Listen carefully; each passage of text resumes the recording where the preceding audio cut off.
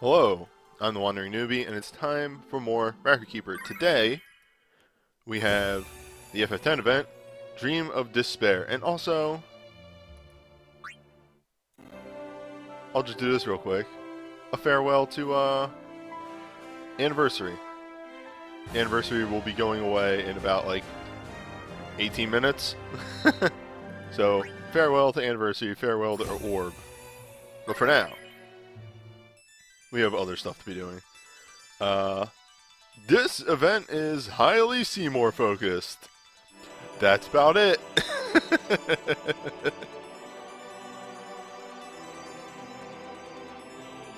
Okay.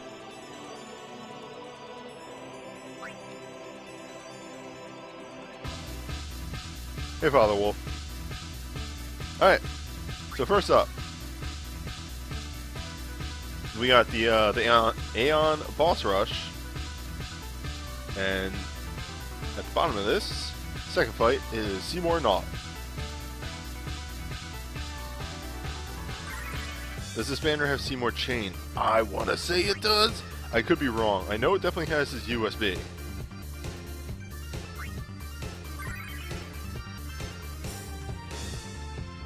So a big thing to note is that because a lot of these bosses are Seymour in the boss fights, magic lore is outstandingly useful.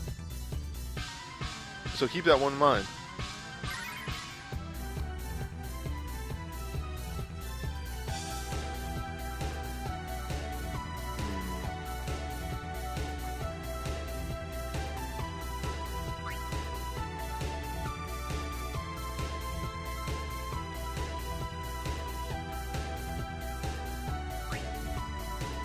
See if I can find something fun to use.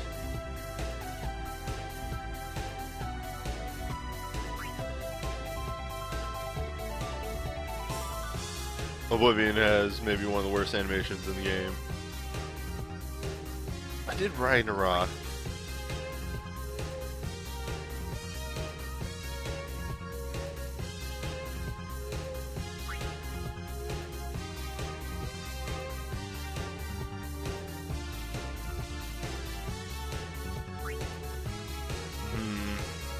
No, let's dice roll a few more times.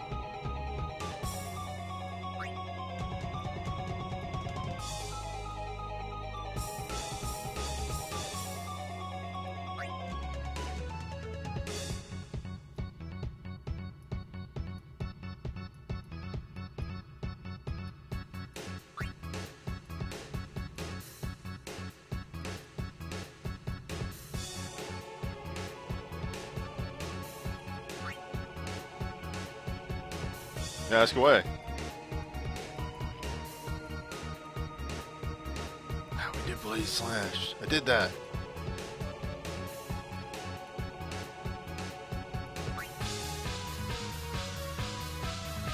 Come on, give me something good. No? Alright.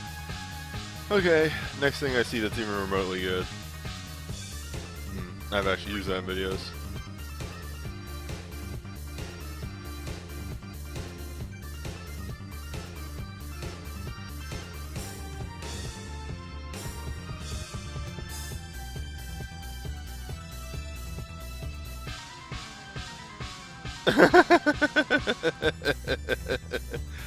Yeah, here we go.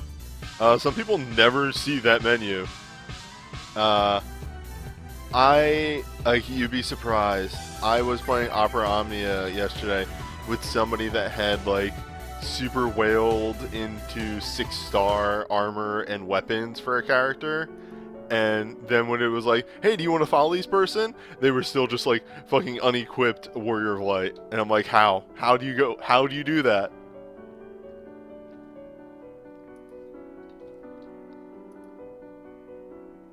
Here's my super level broken, I think it was Prish. And then it's like, nope. Still default character. Nope. This is the ASB event.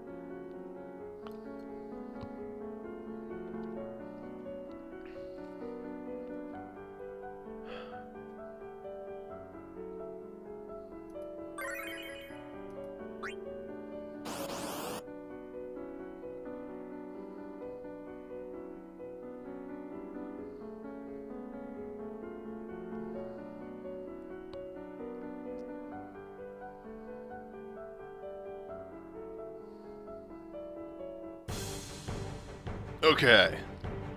So first up is the Aeon Rush.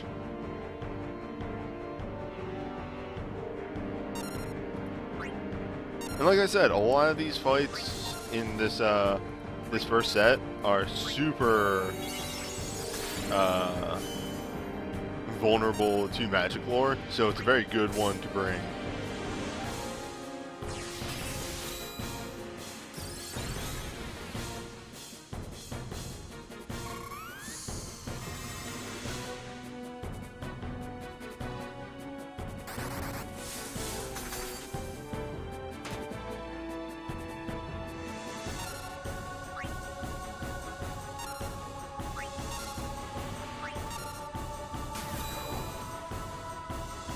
Yeah, Pain is the only knight in Realm. Usually I do the very subtle gimmick of only using, like, characters you play as in the game that the event is for. Unless, you know, I have to finagle things. But, yeah, I snuck Pain in for that good knight. Only knight with sharp. Pain is such a good character. Pain is an underrated character, I yell from the top of the hill.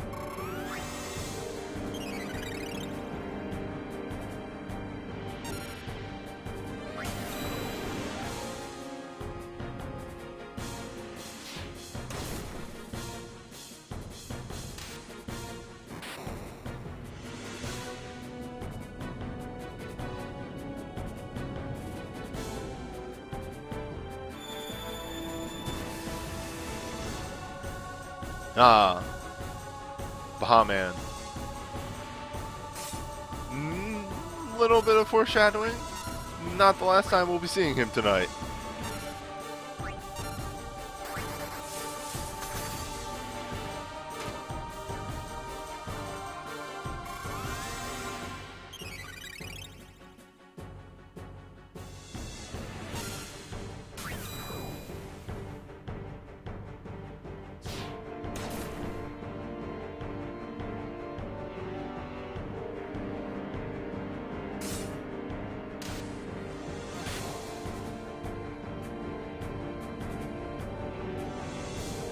Yeah, Pain having, like, God, being able to hit, like, every element except for darkness is very powerful. And, like, every element except for darkness well. Not like, mediocre at it. Of course, she is the water swordsman, but that's a whole nother thing. Alright. Time to Shadow Realm a fool.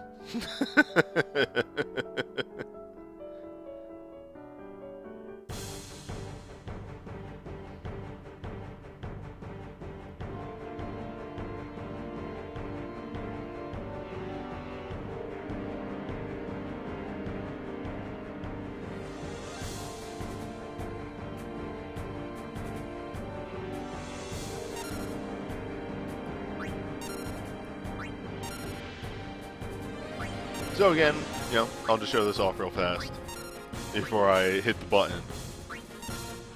Aside from Desperado there from Mortabody, which, you know, is easily dealt with this, the power breakdown on him.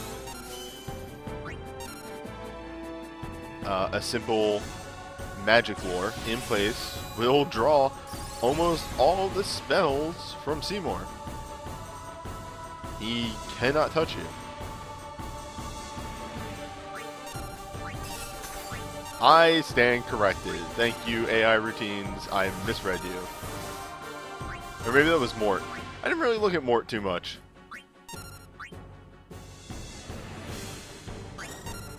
Anyway.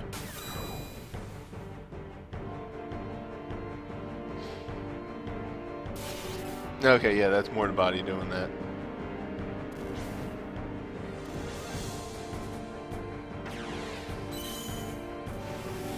Look at this animation, it doesn't make any fucking sense. That's not how beams work. That's not how it works, Dina. He would have cut through the world.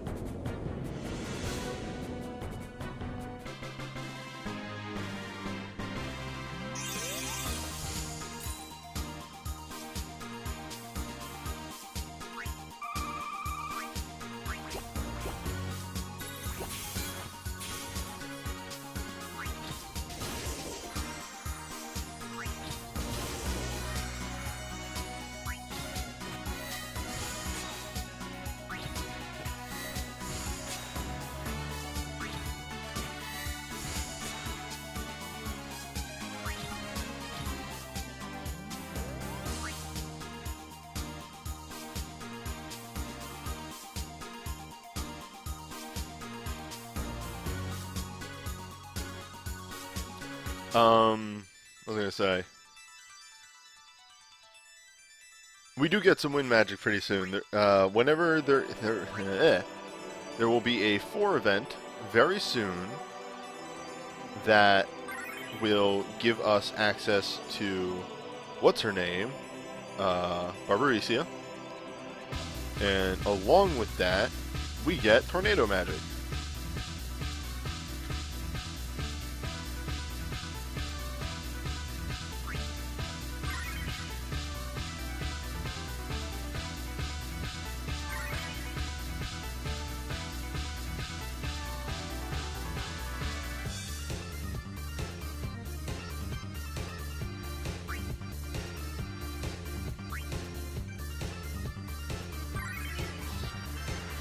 Oh, wait, I don't have a picture yet.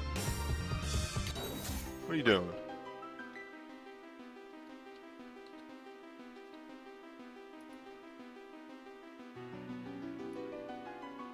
Yeah, I love the planet destroying ASBs so far, like Maria and Sid's, which is just ridiculous. They've gone too far. They're too powerful.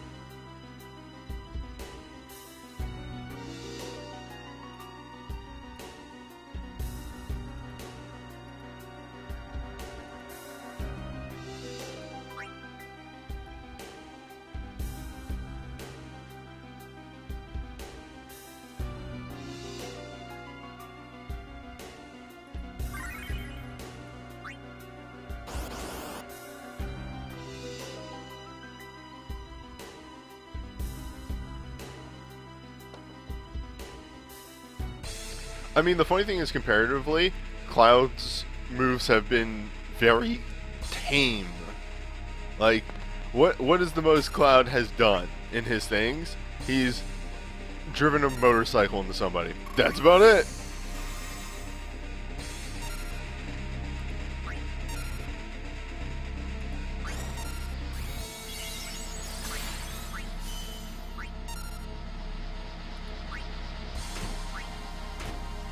Woohoo!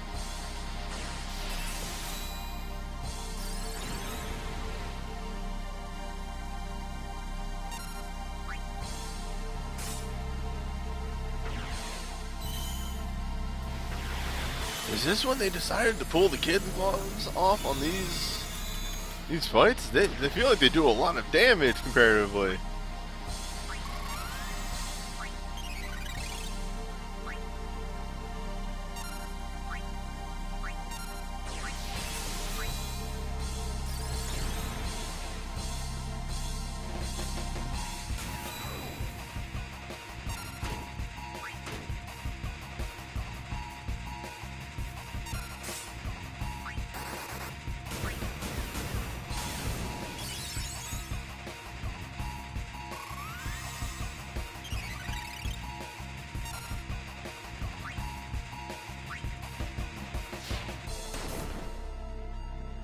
Yeah, the move.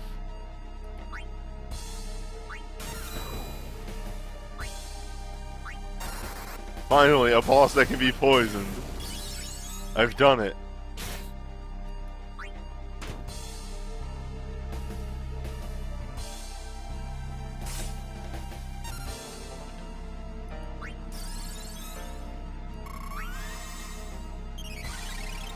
Fight me, coward. Let the venom seep through you.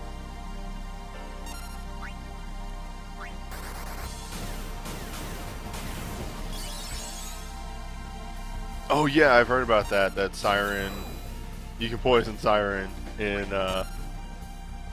what's it called? God, Magicite. There we go. I got it. I got there eventually.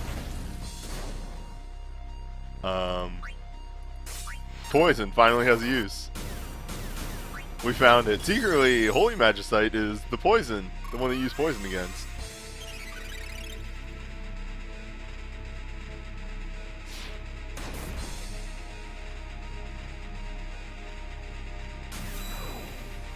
And I'm a fool. I should have let him die to poison. Man, what am I doing? I'm messing up all over the place.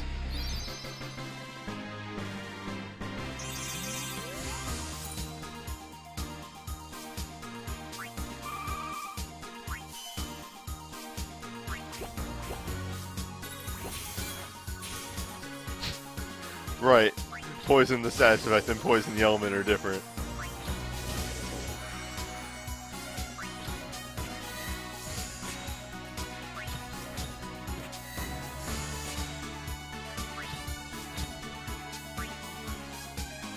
Yeah, I've only cleared one 4-star Magicite still. I just don't have the time to sit down and do it. They're such a pain in the butt.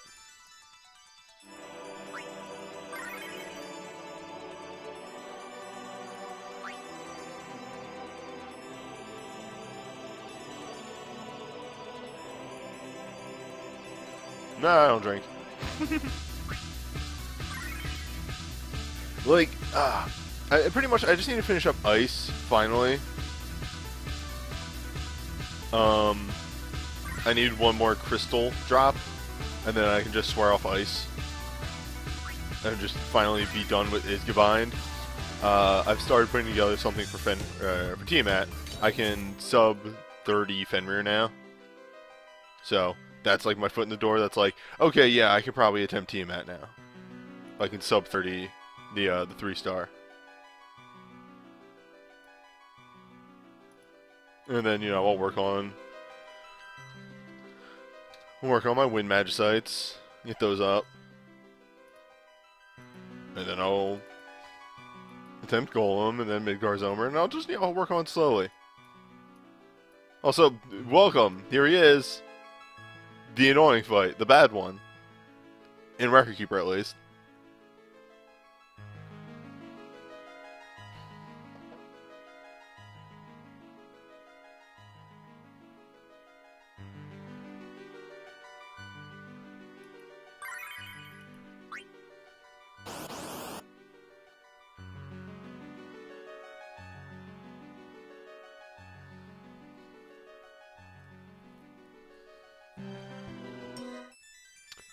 So, as being the theme with these, whole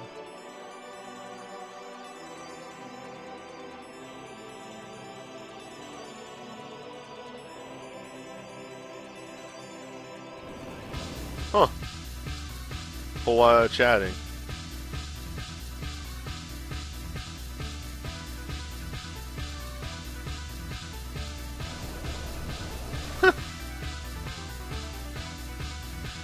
But, as has been the theme with these boss fights, almost completely neutered by magic lore. Literally can't do a dang thing.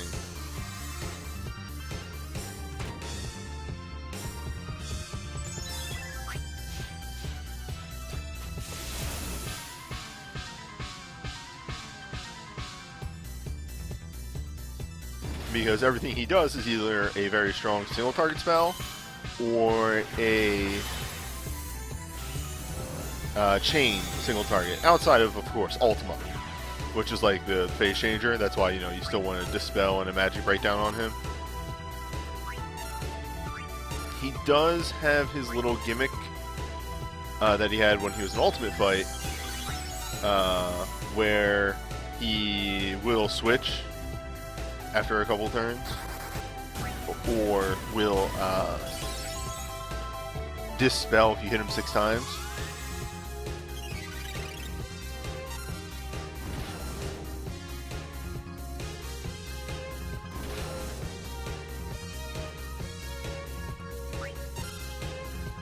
Which, that would be 5 right there for me, so now I sit.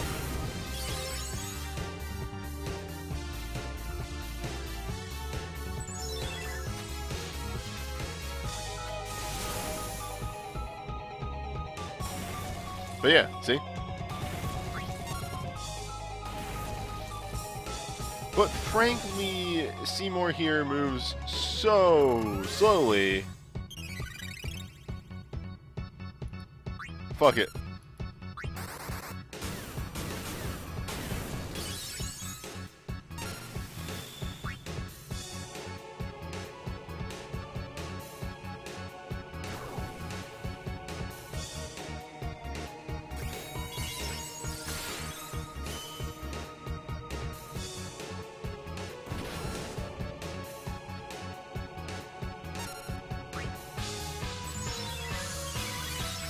So weird thing, because his transitional moves have to be on his turns.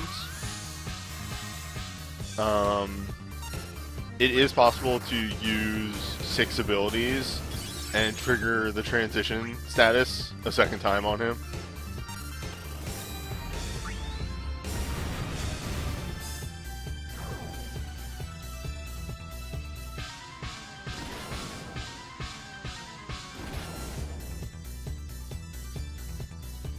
Which we may just do right here.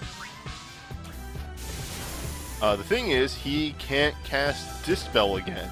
He's literally scripted to cast Dispel only once per phase.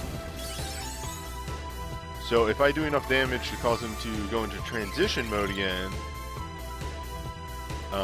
he'll just...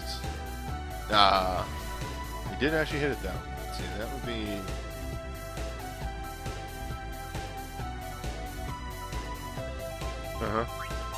Okay.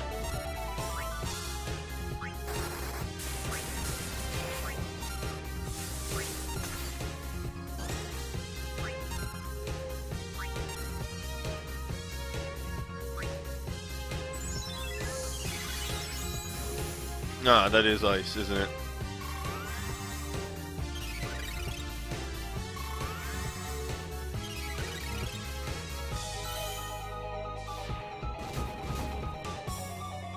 Got him.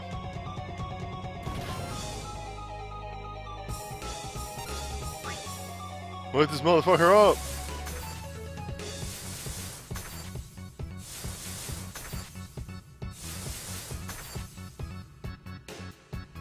But yeah, as you can see right here, just during Magic Lore, he literally can't do anything.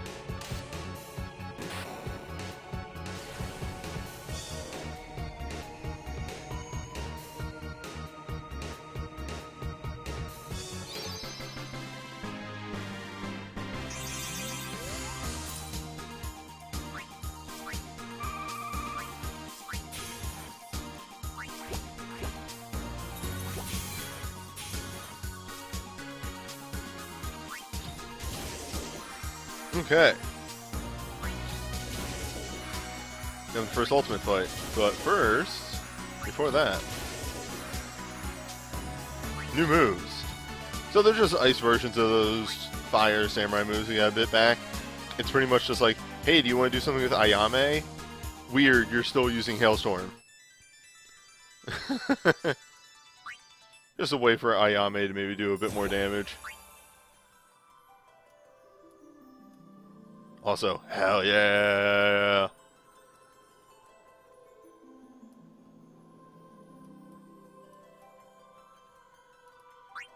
Oh, I forgot to grab these. Whoop! Huh. Well, those are never getting collected.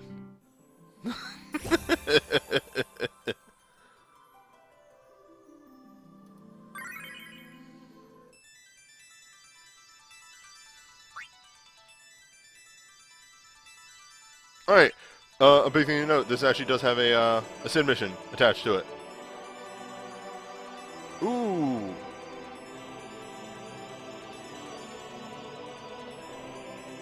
Okay, I had to go off pretty much eye-reading Japanese stuff to see what the Sid mission was. I do have to rework the team. Because it is sand work, by the way. But I did not see that you needed Titus for the Sid mission. I just assumed it was only a FF10 party.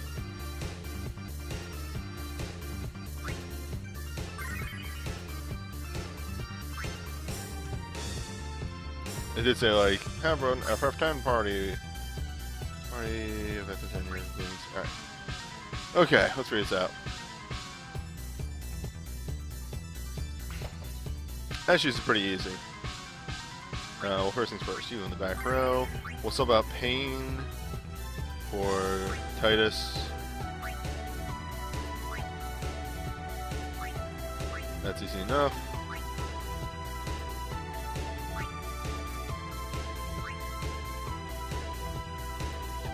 What was Pain wearing? better. That's all the same.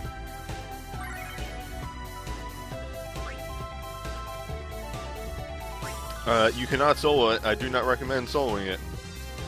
You'll see why. But strongly suggest not trying to solo it.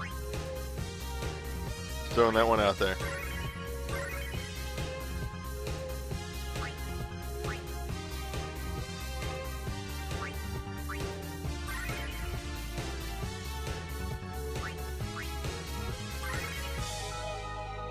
Yep, there you go, you got it. Swallow. Swallow exists.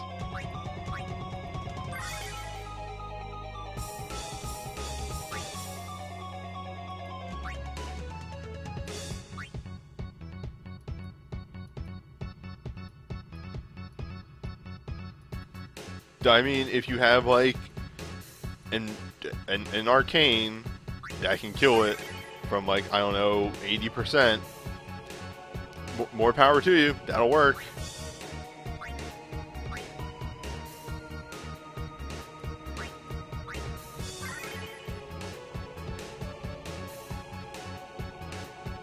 Alright. Solid.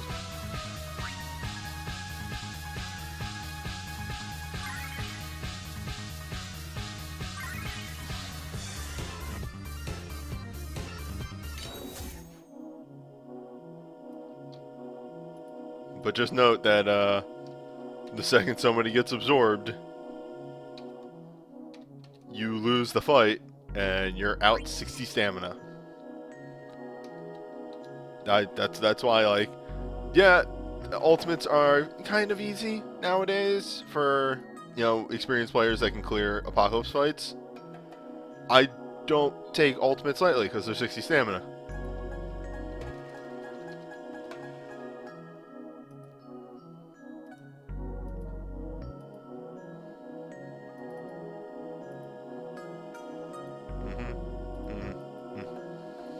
There we go.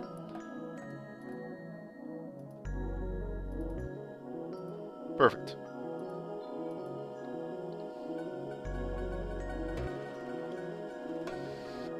It's weird, I forgot that I just only did all the anniversary stuff like last Monday. It feels weird. It feels like an age ago.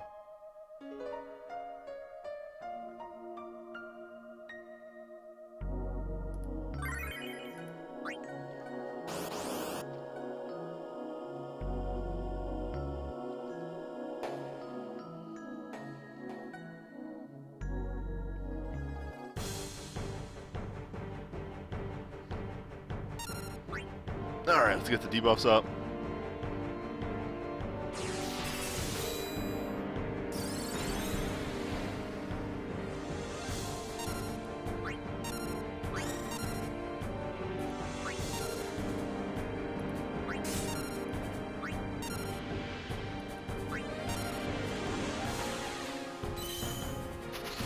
Now, the sandworm's whole gimmick is that it will eat somebody, and then will regurgitate them if you hit him with an ice or water move. And they always regurgitate with slow. So that's why I brought a haste, to patch fix somebody's slow. And yep, see? So because that's charging up, we'll give that a little bit of a charge. And hit a haste on Riku.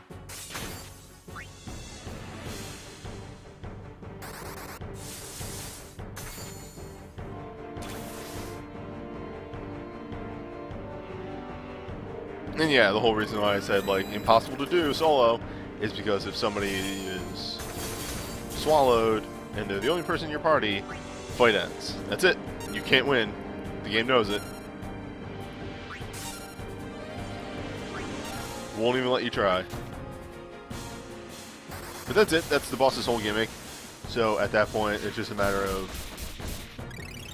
wailing on it with proper maneuvers.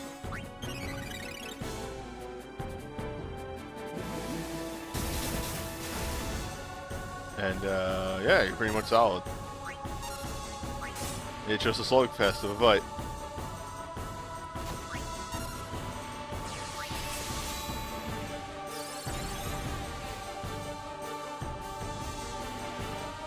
The boss, I don't think, has any really rough-hitting moves. Might have a couple gravity attacks. That's about it. We'll see if it uses those, and then I can confirm if it has a gravity attack or not. But I was working on iffy information.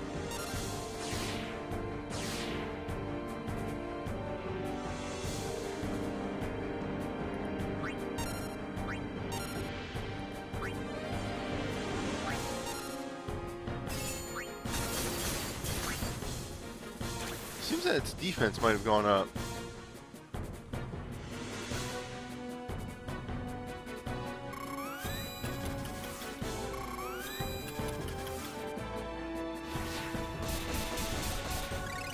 Unless, does it purge stat buffs when it gets devoured too? Oops. I also slam Titus in there without purging his soul breaks. But that's it. A pretty simple boss.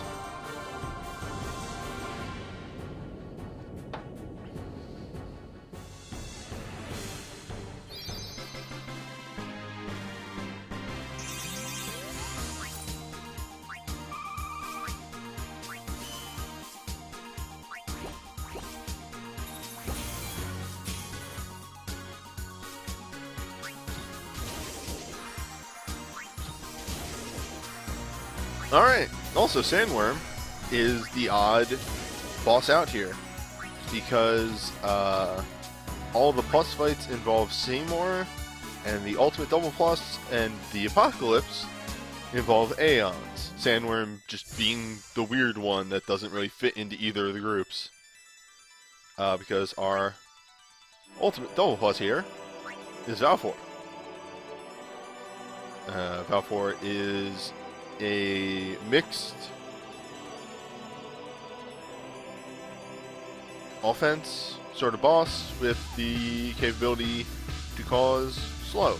Also, vulnerable to dark for reasons, since Val4 is usually a non-elemental boss. Don't know why they made it vulnerable to dark.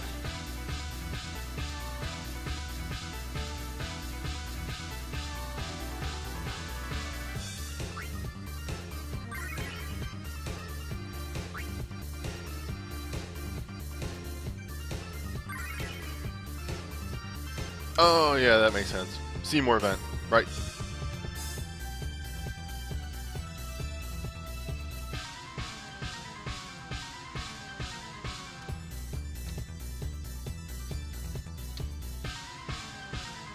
Whoops. Forgot to grab my thing. Continue on.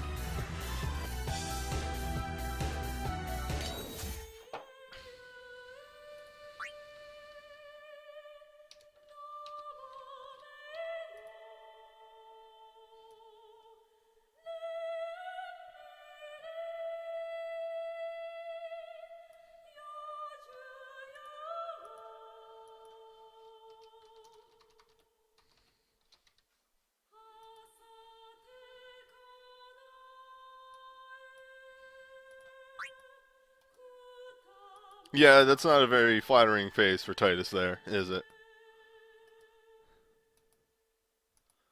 It's definitely not as strong as, you know, fucking... Can we just talk about it real quick?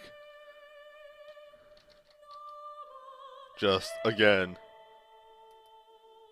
Hello, this is the boy. This is my good boy. Hello. The Larsa event banner was so powerful.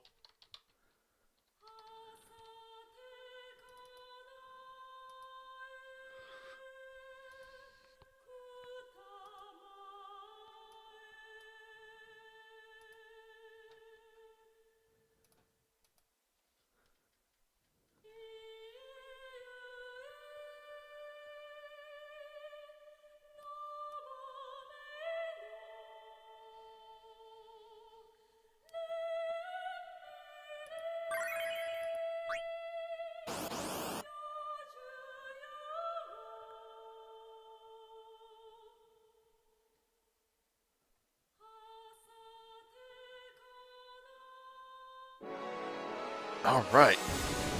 Time to take a fight seriously.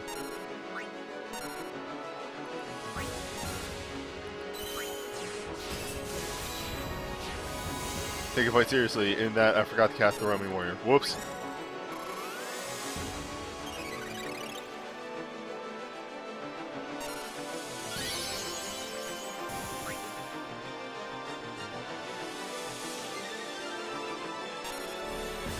No, so yeah, I'm a big fan of this fight because it made me go, I should dust off Garland. Let's bust out Garland for this. Hell yeah. The Knight. The original Knight.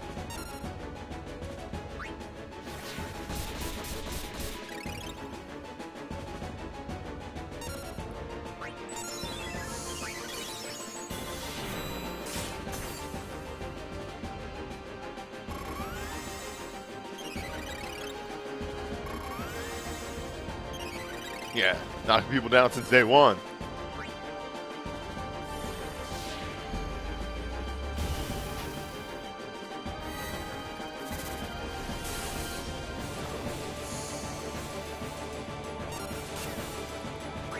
Oh,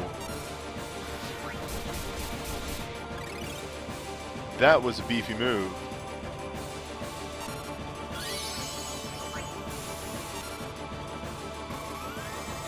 Why was that so beefy?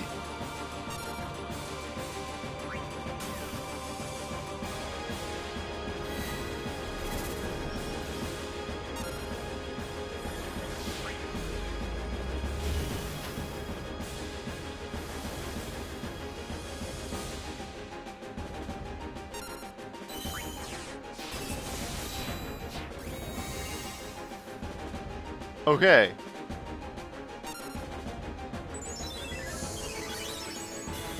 Noted. Valfor is not fucking around.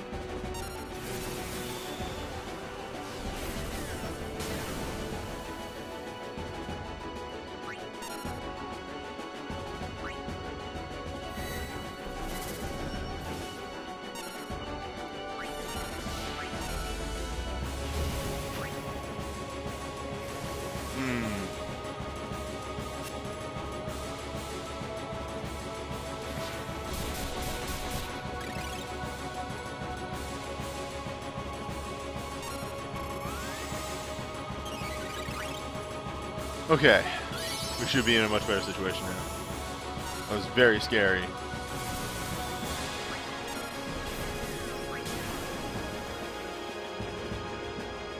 Still in a bit of a scary situation.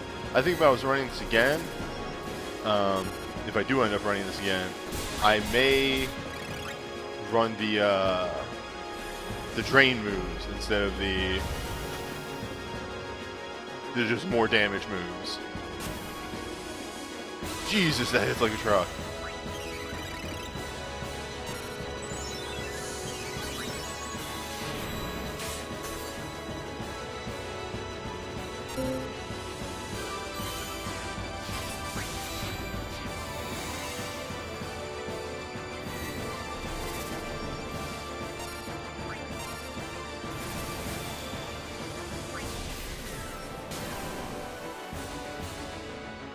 No, Criminal Shins! My good friend!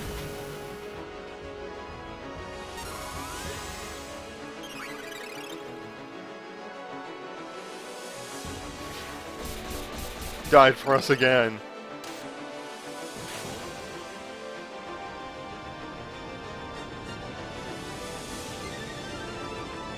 Bring out Criminal Shins 3.0.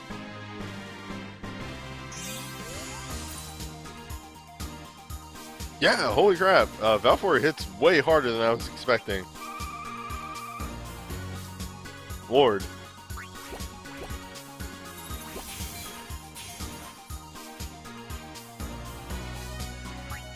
So yeah, bring some self-healing moves or something to that. That fight is hard.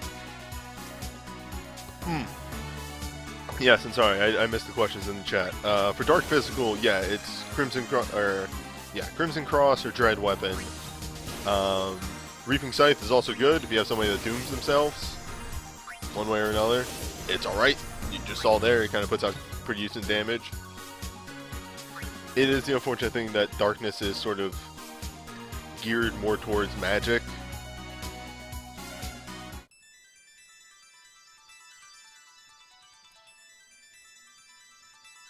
It is saying, I forget which one eats less HP, but yeah, that's the one that you want to go for. The one that eats like 50% or 30%, I can't recall. It's a little risky in my opinion. Anywho,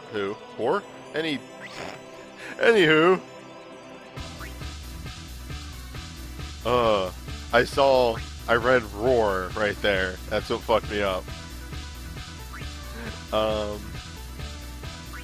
Remember when I said he'd be coming back? So, yeah. There's a weird gimmick for this fight.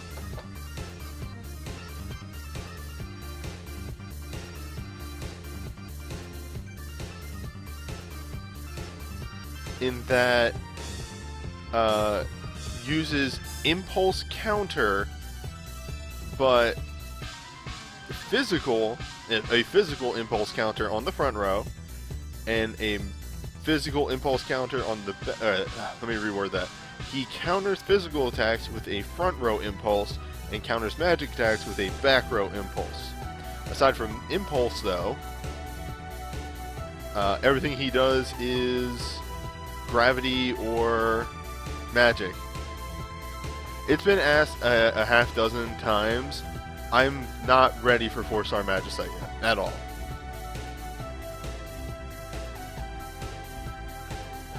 So that's why there has not been 4-star Magicite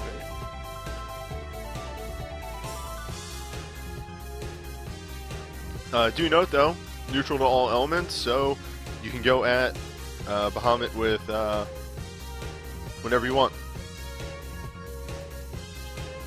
Big things are, once he's low, Apocalypse Mega Flare, which goes through barriers and everything, and Ultimate Impulse is a party-wide dispel, but also a percentile HP attack, and I think if you can dodge the percentile part of that, it doesn't dispel you. We'll see that. Videos I watched, that is sort of what it seemed like was happening. So yeah, take that into consideration. I geared out a magic team for this, and we are going to see how that goes. Oh, I grabbed the window there instead of this.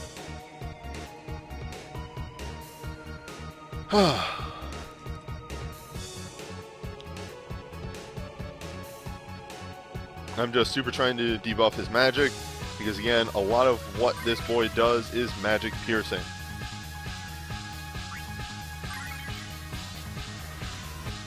I forgot to grab stats.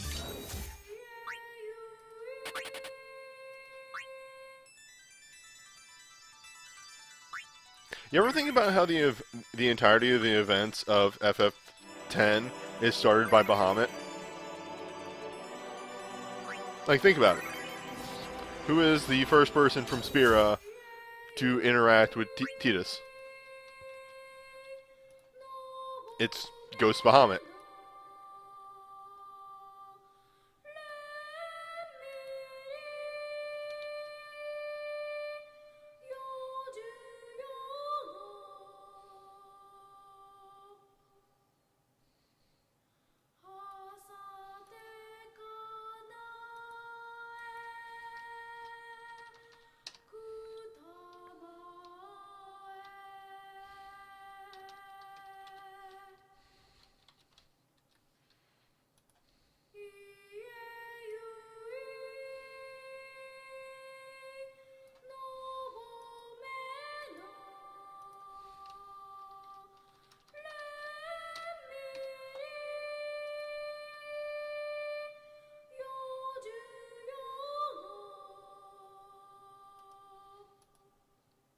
No, I meant specifically in 10 itself. Aron, I don't think shows up till like a bit after like the game starts up and like the after the Blitzball game and all that.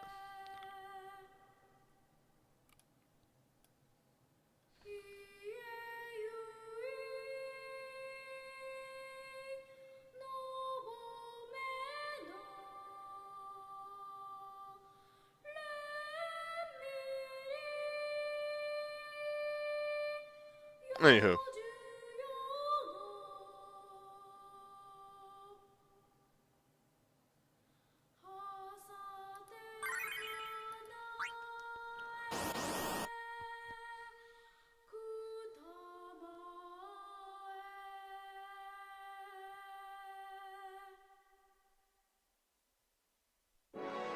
So this is probably going to be pretty rough, all things considered.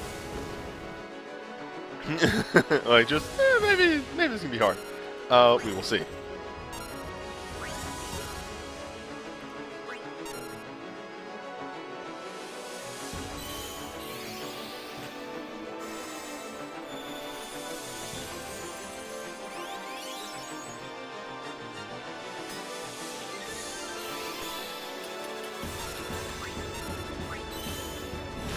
Now, I want to say that Sentinel Grimoire actually does nothing for me. I'll be curious to see in the long run. Because I believe good boy here pierces a lot.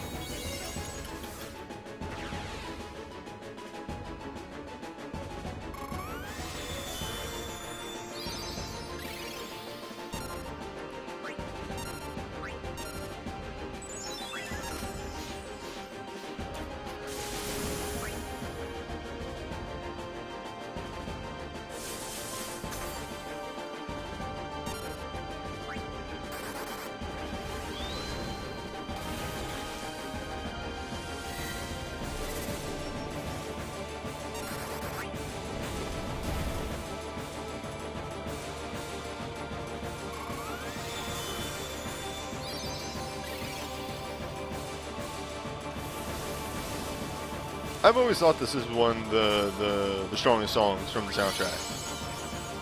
Like, just bar none.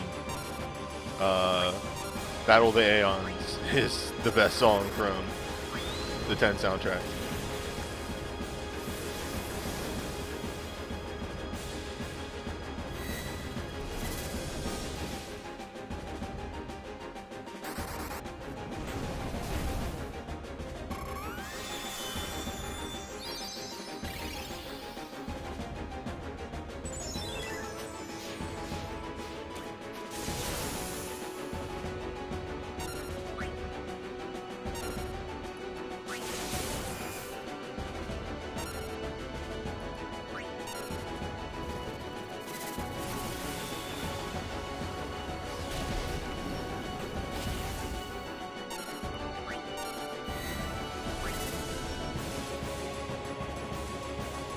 We should be hitting transition attack pretty soon.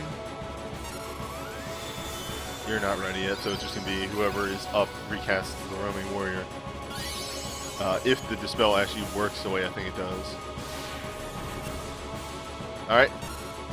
Hell yeah! If you dodge the dispel, you don't get dispelled. It works exactly the way I think. Different Bahamut. It counts.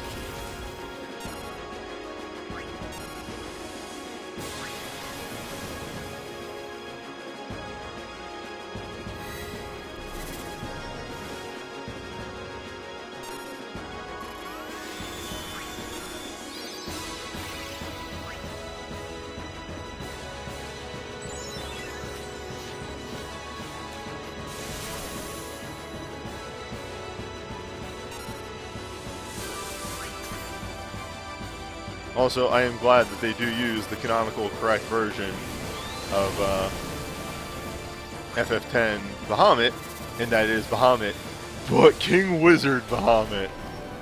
He casts all the spells.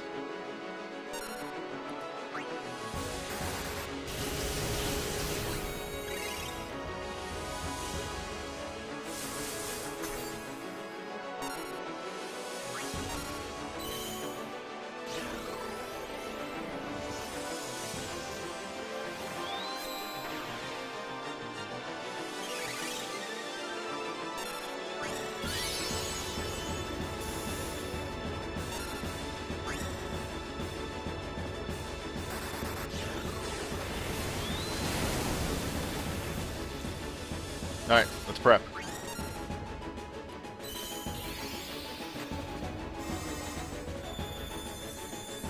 because the final phase of this is hell.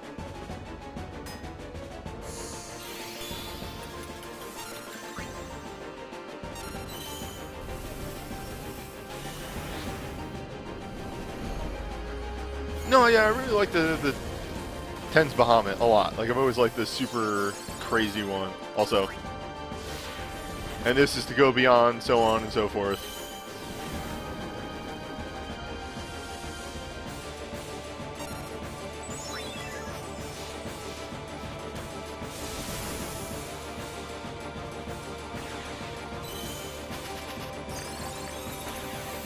Is it a spell, physical, or magic? It's gravity. So I think it... I don't know what it counts as.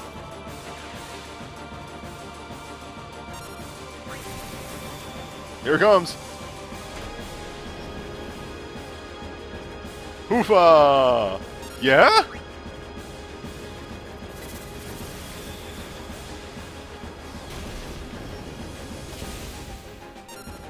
Yeah.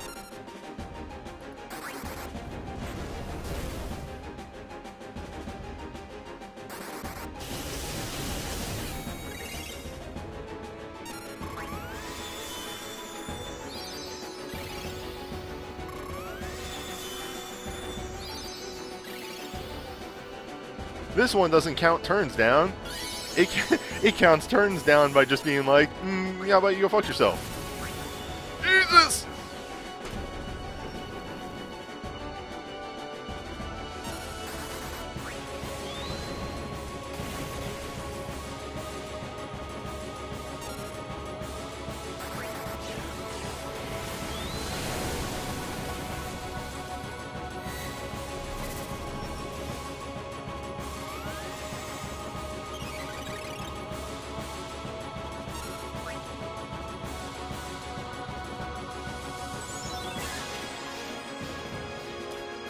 Yeah, Bahamut Phase 3 is absolutely done with my bullshit.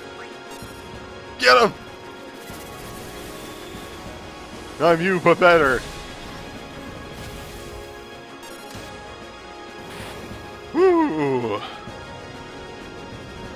Yeah, that X-Death SSB isn't an in dark, it's a mag resistance up for the party. It's very nice, very useful. Yeah, I had one turn left, literally, in any which way, one turn.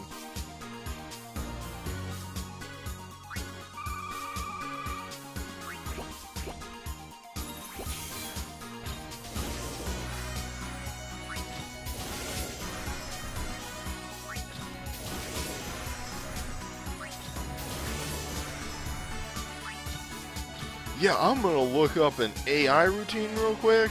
Oh, there isn't. Yeah, we gotta wait a couple days. That's right. Even the Japanese one didn't have it.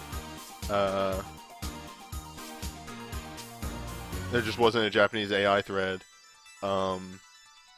Because I have the feeling that his final phase is literally just casts Mega Flare every turn.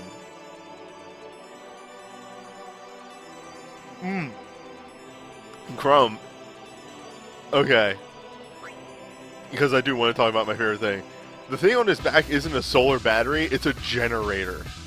The thing on his back is how he casts Mega Flare, and it's great! If you have never seen the overdrive animation for 10 Bahamut, you should do yourself a favor and give it a look.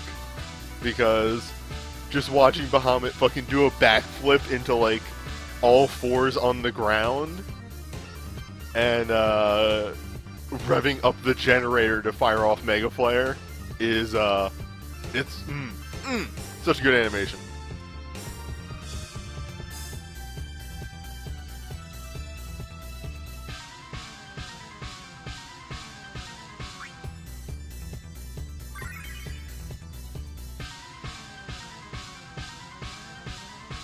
Actually, fuck. I can do that. You know. Let me, give myself a hot second here.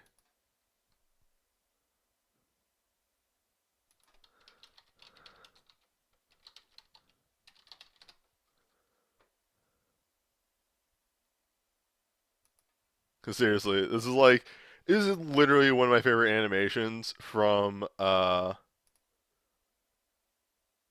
FF10. So let's get rid of box art and hit YouTube. Properties. There it is. Thank you, whoever named their fucking Bahamut Dargan.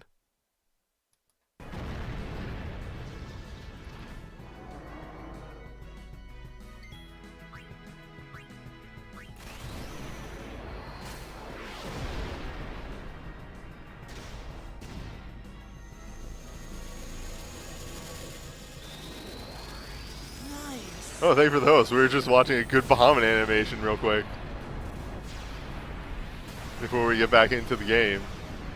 Yeah, look at that animation. It's so good. Oh, I love it.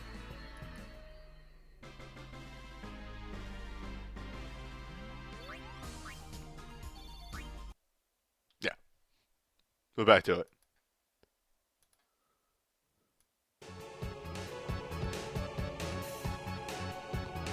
Alright. We got a Sid mission to go down. My Sid mission team is pretty similar. Yeah, Record Keeper up their cutscene game is weird.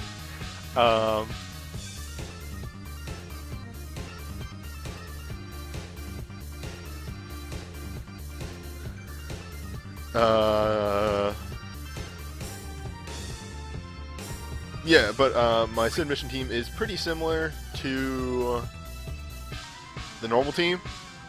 Just, you know, swapping characters out for other characters. This should go smoother because I have better weapons, but we'll see. I do need to find myself a... perfect. Oh, Hyper Mighty.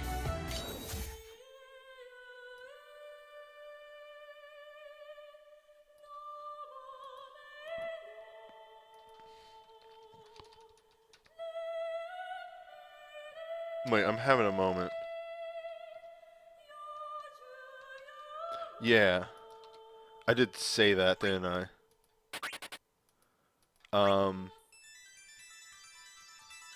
Valfor just hits so strong. And I do have the boosted damage from being other proper weapons. So let's slap on Dire Heal and Dread Weapon.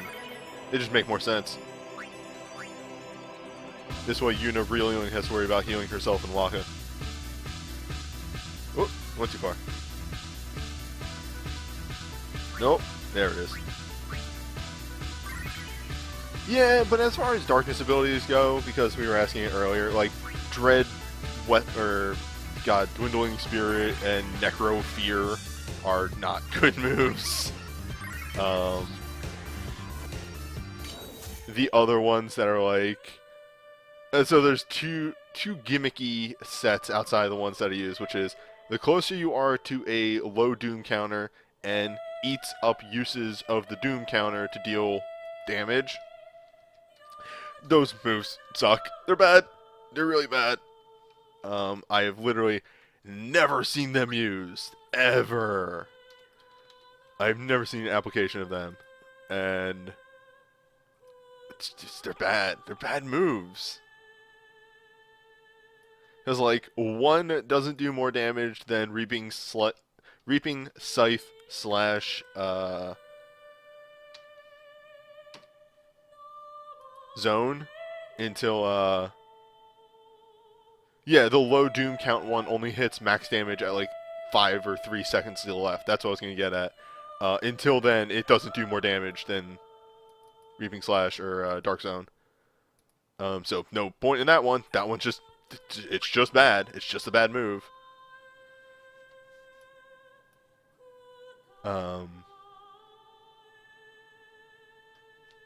And the other one makes you die sooner, so it's also not good.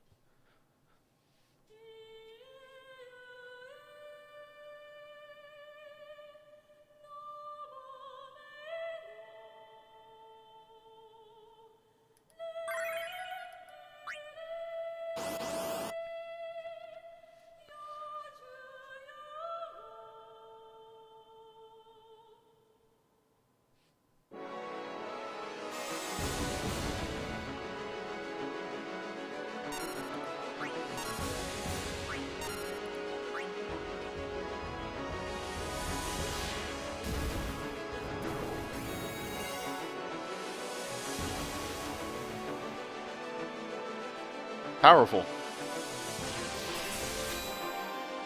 And a slow. Yuna has haste for what we saw right there. Its counters have a chance to cause slow. So, Yuna's haste is a spot fix. For if anybody massively important gets slowed.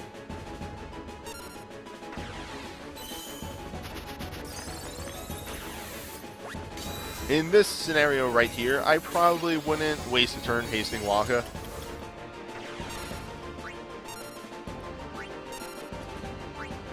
Wakka can just, you know, swap abilities back and forth and still do the dang thing.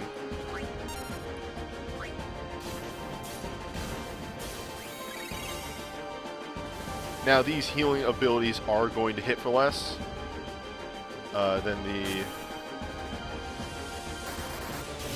the other ones, but hey, being able to fix that problem right there, I will take.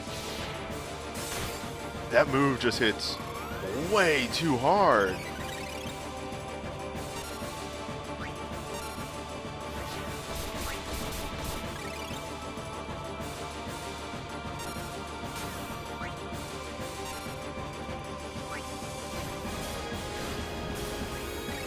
I love that the sound bouncing on Dread Weapon is just like, it's the quietest move. Why is Dread Weapon so quiet?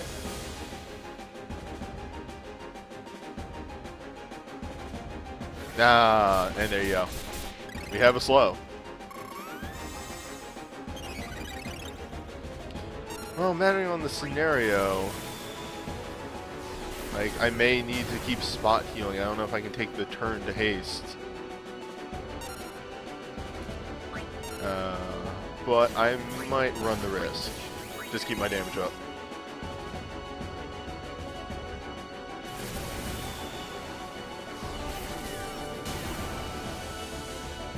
They can heal themselves. Yeah, everybody has slow resist on. It's really weird that he got hit.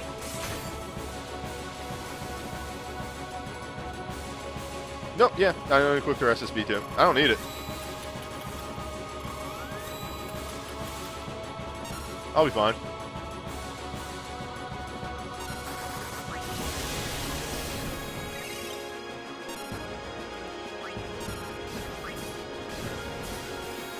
I'm using good weapons, you know.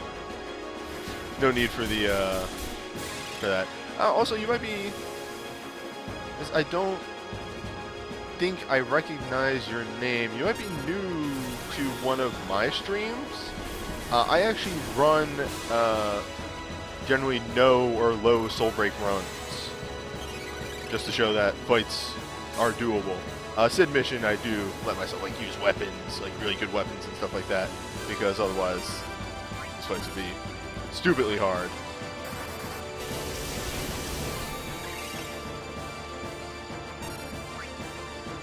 Try and see if we can keep Wakka from dying. Yeah! That emergency defend on Wakka. Uh-oh. Yuna. Oh! Uh-oh.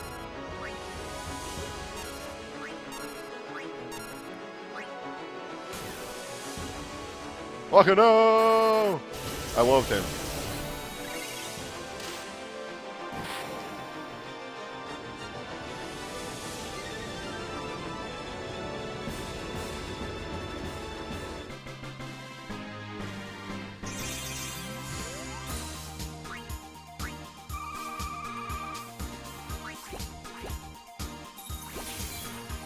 Not a racist boy. Yeah, for Tail Saga. For reference, I run things as minimal as I deem, like, any less would be silly. So, like, the plus fights, I run with an entirely synergy team, only using 4-star abilities, just so, like, they're really doable. Obviously, I can't de-level my characters, but, you know, you take what you can get. Ultimates and ultimate double pluses, I run with as few synergy weapons, like 5-star weapons, as I can, except for free stuff. Stuff like the rod for this realm I'll use. And I don't use soul breaks in those. I'll take one like very weak Medica for insurance, like a unique Medica. But that's about it. Apocalypse, because they're entirely different beasts, I let myself use synergy weapons, but nothing higher than a super soul break. The only recent change I've made for that is I allow glints, since they're supposed to be like supers 2.0. But yeah, so I try to, like, for instance, I'll show you the Apocalypse team real fast, just so you get an idea. Like, my usual rule for ultimate double pluses is only one synergy 5-star weapon. So, like, for example, this was the ultimate team that I ran. So, like, this is a free weapon right here. This was a free weapon. And then, you know, my DPS up top had this. So, just one synergy weapon. All the other people were using generic weapons. But yeah, the Apocalypse team here. So, I had my, you know, I let them go hog with weapons. But the soul breaks I was using was a glint, you know, a mag res up on the party. That was my Haystaga. Wall. No, wall is apparently useless for this fight. And a pretty good super Medica. Also, damn, Strider, you're right. 3/4 of the way there to a year. Jesus. So yeah, just trying to be as minimal as possible. That way, because I do write-ups on Reddit and all that, when I do the write-up, I can say, like, this is kind of the minimum you need, and, like, if you use this roaming warrior, it does a pretty good job with the fight. Like, God, what was it? The Ashura Leviathan Apocalypse, like the second one we had, a runic roaming warrior did wonders for that fight. Now, jump starts are where... Oh, also, like, the other big thing, I don't use Magicite. Like, nothing outside of high-level stuff requires Magicite. Now, that's not to say I don't have Magicite. I extremely have Magicite. I have all the... recent thing, thanks to Fest, I have all my 3 stars capped. But I generally try not to use Magicite. I think the only things that I've ever used Magicite in is Torment and Crystal Tower. But anyway, same team for the most part.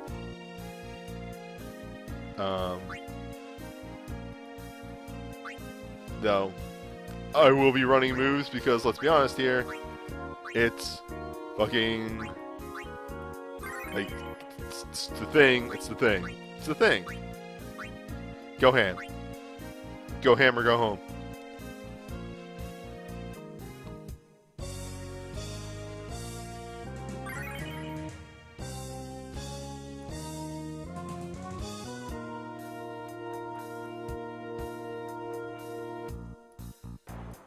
Now, there was one I was thinking of that I did want to grab. Oh, thank you for the follow, Sparta. Where is my... There we go, Gifted Pilot. That'll stack. I forgot to grab stats. God damn it. Never fails. This is another song that I should grab for the bumper, the pre-stream bumper. This is like a really just good.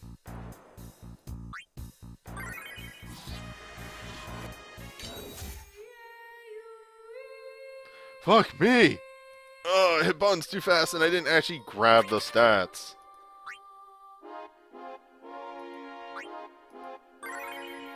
Okay. Stats. Engaged. Screenshot. Taken. Roaming warrior. Acquired. Yo, so I did some research, by which I mean the Japanese player that I get ideas for fights from or strategies. I went through his backlog of videos. I think we're about like 1 or 2 months out from the story dungeons being added, which is also like the second like what's it called UI rework. That's the second time that they're gonna super rework the UI. Not these menus or anything, but like the main menu is gonna get this massive overhaul. Not gonna look anything like what it was. Oh, do I have the good number for Mithril? Hell yeah.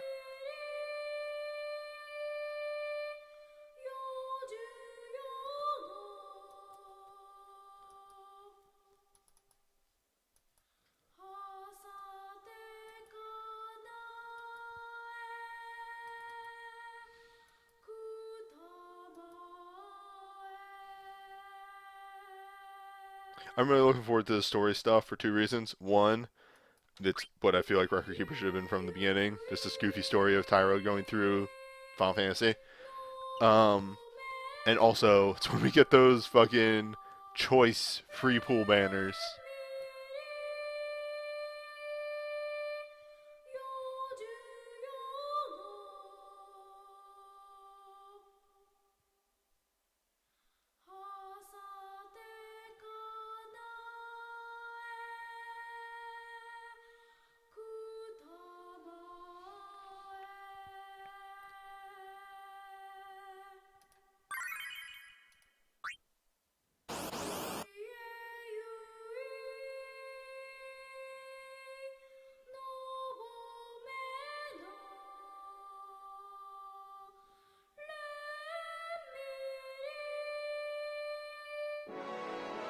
Weights removed. Engage Annihilation Drive.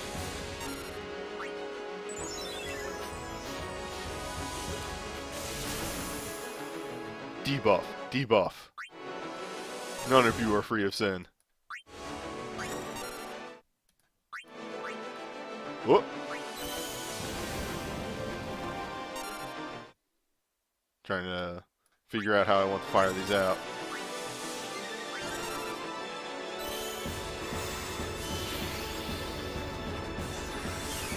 I do want to get the debuffs off first because, again, he pierces, so it doesn't really do me a whole lot of good.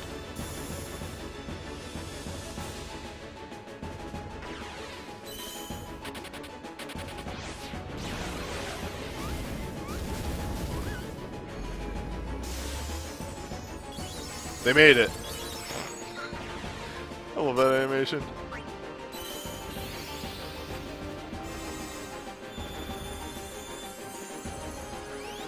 Yeah, Echo is like weirdly versatile. She's kind of like Mog in that sense.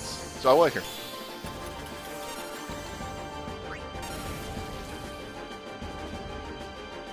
Yeah, fuck it. You can just keep debuffing. It's time.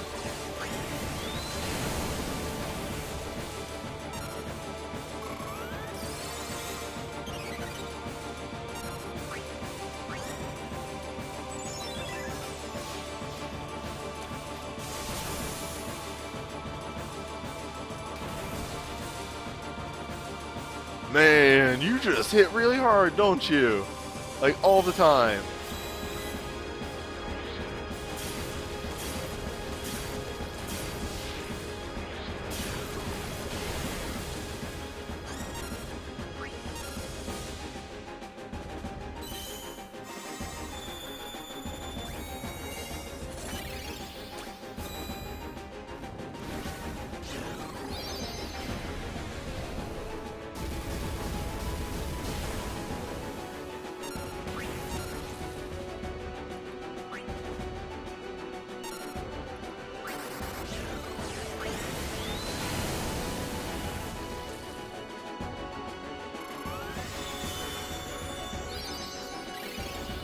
You know, almost max level heal. Whatever.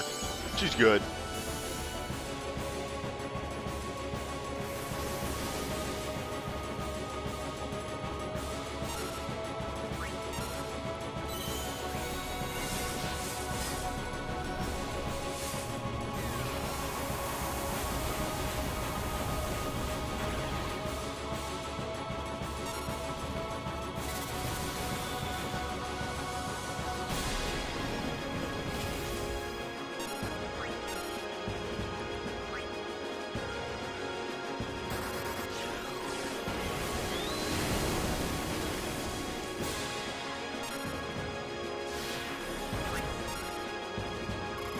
Alright.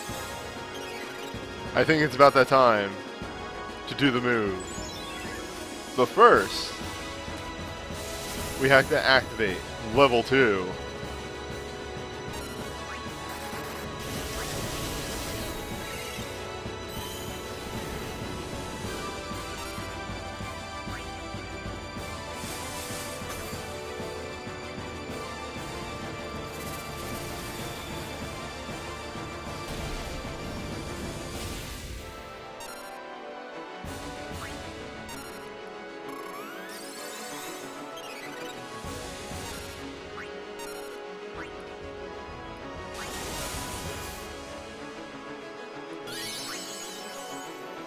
Yeah, further beyond, so on and so forth.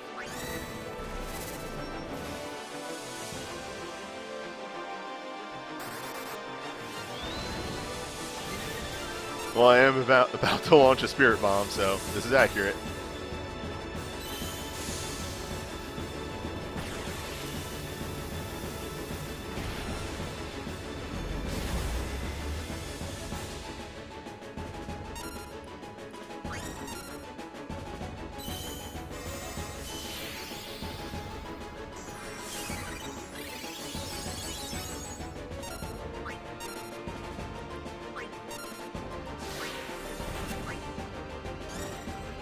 Fight me.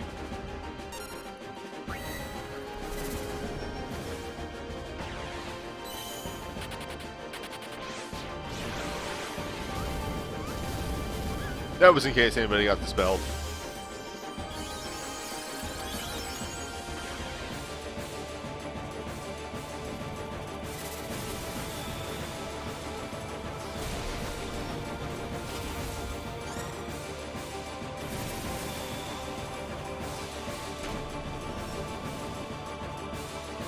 Still hits like a truck.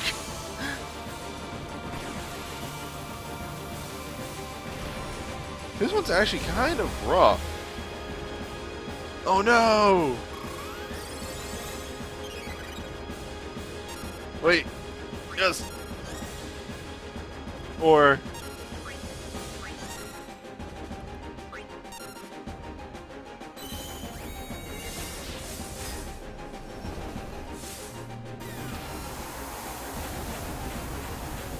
well, like, getting better is just more or less, like, applying proper strategies to fights. Things like debuffing, synergizing buffs and things like that.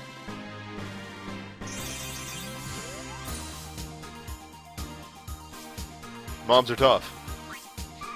Yes.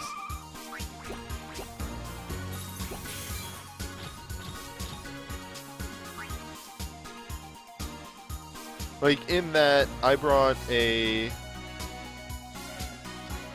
mag up on Krill, a mag mind up on Yuna, and a roaming warrior, a defense resistance mag up. In order to get 3 different stacking mag ups. It's also like things realizing, like, for instance, I went way more offensive for Bahamut outside of one debuffer, because a lot of what Bahamut does pierces defenses. So I brought Tyro with Wall as a testing ground, because again, a lot of the data wasn't actually there. But in, execution, the boss pierces, so Wall is useless in this fight. Ultimate Impulse, or no, Normal Impulse is like another thing to know about this fight. It counters physical impulse on the front row, and counters magic with impulse on the back row. So run a magic team on the front row or a physical team in the back row to counter those things. Like, a lot of Record Keeper is knowing the fight that you're going into and prepping for it accordingly.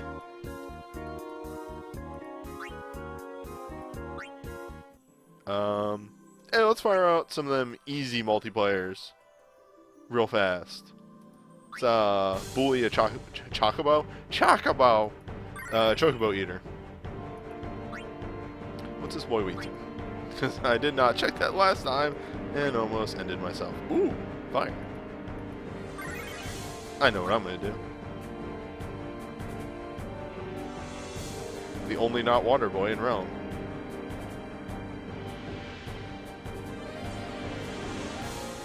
Alright, let's purge these. Just beat the ultimate double plus Titus solo. That's actually kind of impressive. I feel that boy hit real hard, so I don't know how he pulled that one off. I guess Titus just goes fast, so there's that. Titus doesn't have a way to self-heal, right?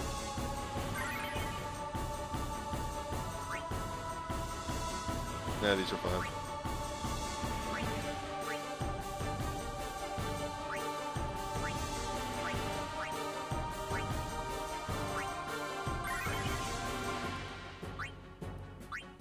Oh, right, I forgot I got your stupid thing. When did that happen?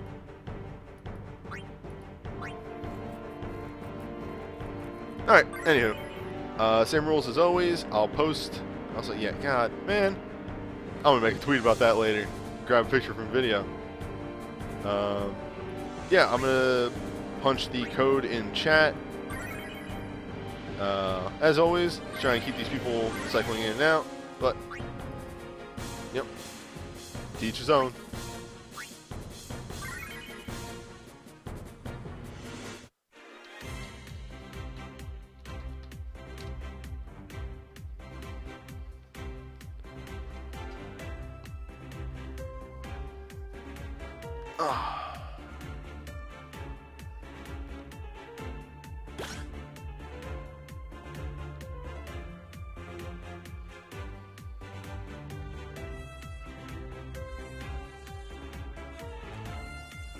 And I'll probably be looking over the banners in a little bit. As soon as we get done with these easy multiplayers that I literally do these on stream, so I don't forget to do them. It's a nice thing when you stream almost everything from multiplayer or record keeper events. You find yourself not missing a lot of things.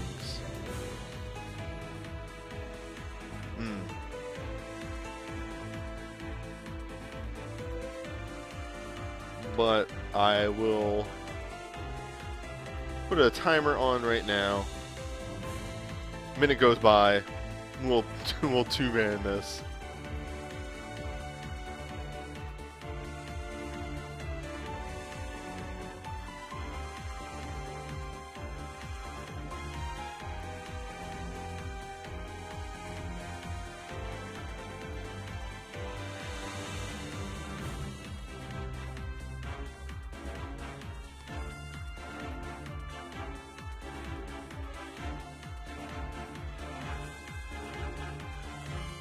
There we go.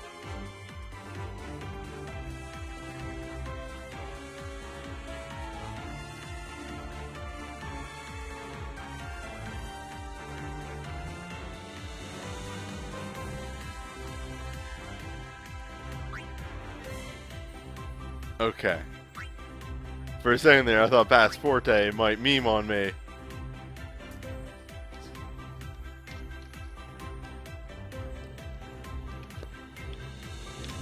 Bovitney, same. And then again, I stream this and make 8 parties. But, yeah, that takes a while.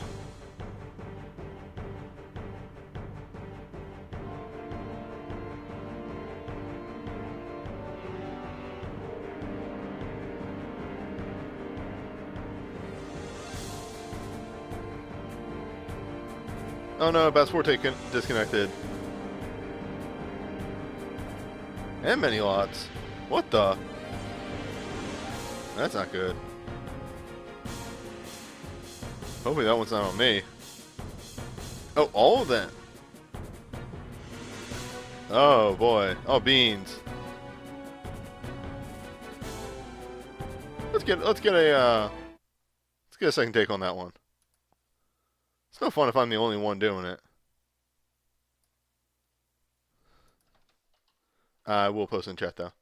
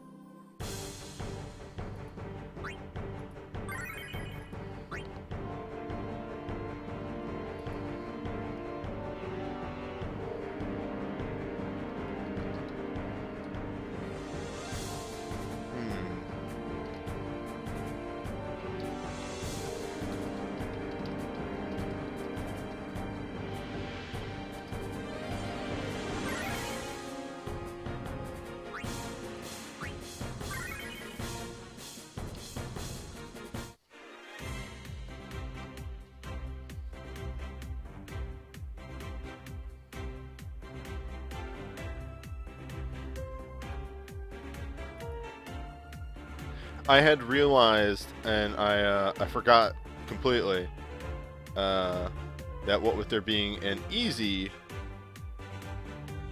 Ozma multiplayer, I meant to do that in the big fucking everything fest stream, and I forgot because that stream was 4 hours long. Ah, damn it. Ah, damn it, Kite. Sorry, I'm looking at Twitter. God damn it, Kite. Fucking tweeting me a solo Titus on Worm. Alright. People are getting it now.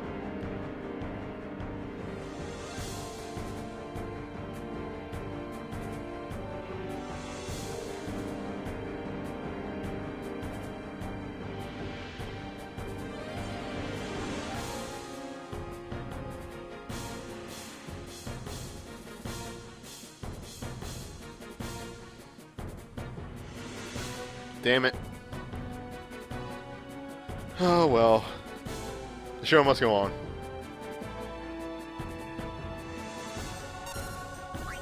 Record Keeper's been really spotty lately. Like, ever since they implemented that security check, I have been seeing more and more instances of just the game being really spotty, and it's honestly making me really mad.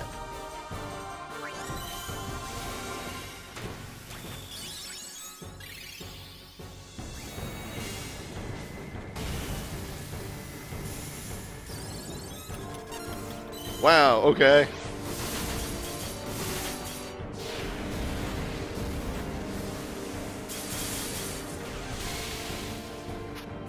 Yep. Destroyed.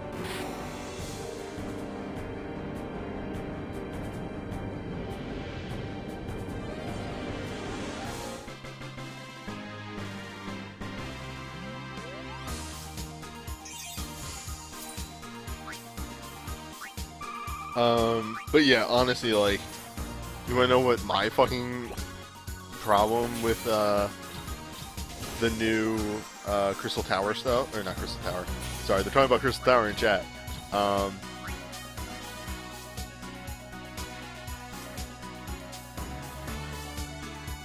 The security stuff is like,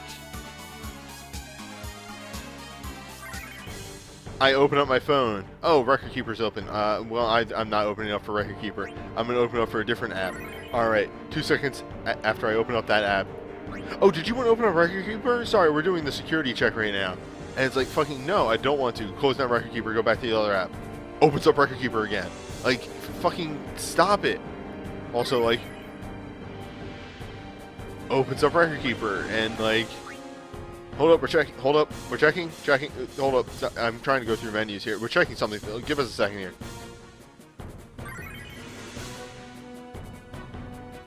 The security stuff matters on what you're playing on. Also, goddamn. I didn't even type it into the chat yet.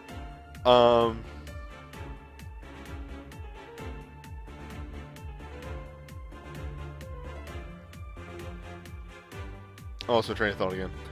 The security stuff is only Android. I don't think it exists on iDevice. Here comes Kite with their spicy, way-honed Neo Bahamut and Valley Armanda.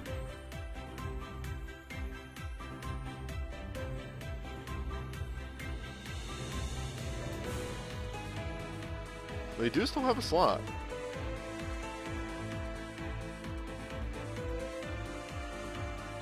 Anybody wants to sidle on in? Yeah, you try again, many lots.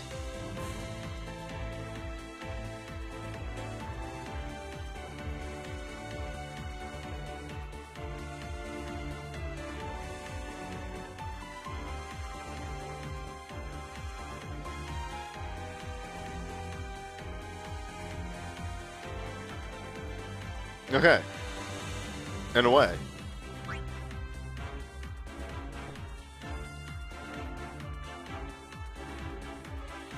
Oh, geez, Kite. Did you really?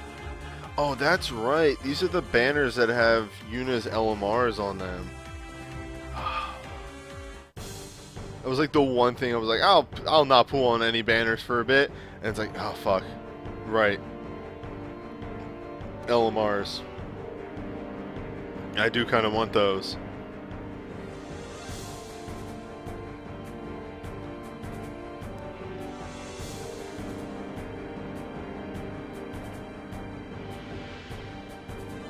Many lots. Yeah, I have the mithril, but also like, damn. I hate it when people can't connect. Yeah, I have the mithril, but like, I'm so overstuffed on this stuff already. Uh-oh. Many lots. Did you extremely break? There we go.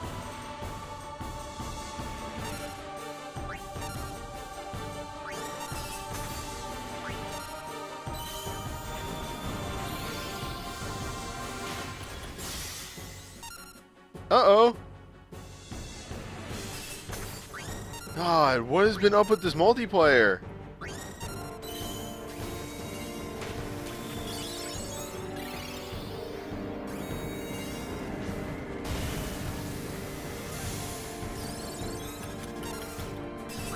Maybe it's just a bad night.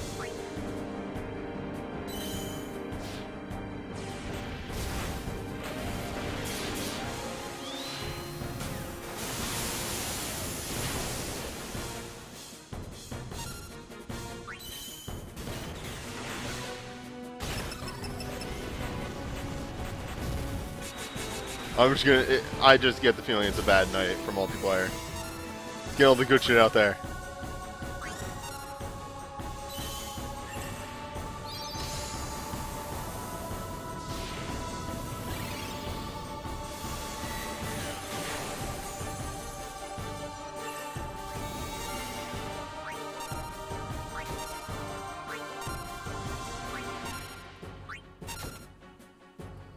Wait a minute. Did I not select? There we go. Oh no! I saw a Doom Train. Good. Yes. Finish this properly.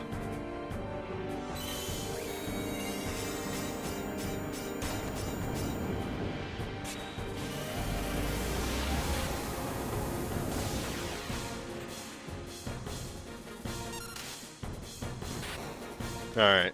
Yeah, it's a shame. I hate when multiplayer just doesn't work.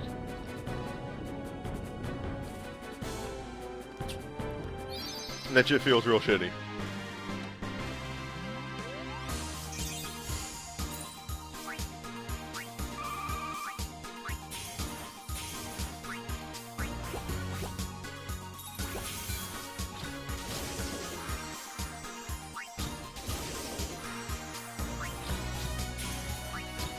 No, it's not your fault. It's like Record Keeper's fault. Record Keeper has quite possibly the most unstable multiplayer I've ever seen in a mobile game. It's ridiculous. They really need to fucking do something about it. But, you know, it's been a year and a half and they haven't. So, I don't think they ever will. I think we just have to live with the most unstable multiplayer ever.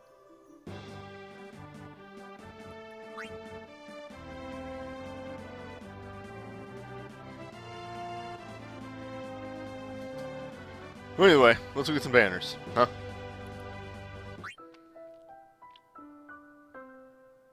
There it is. So, up first, we got an Arcane out of 10.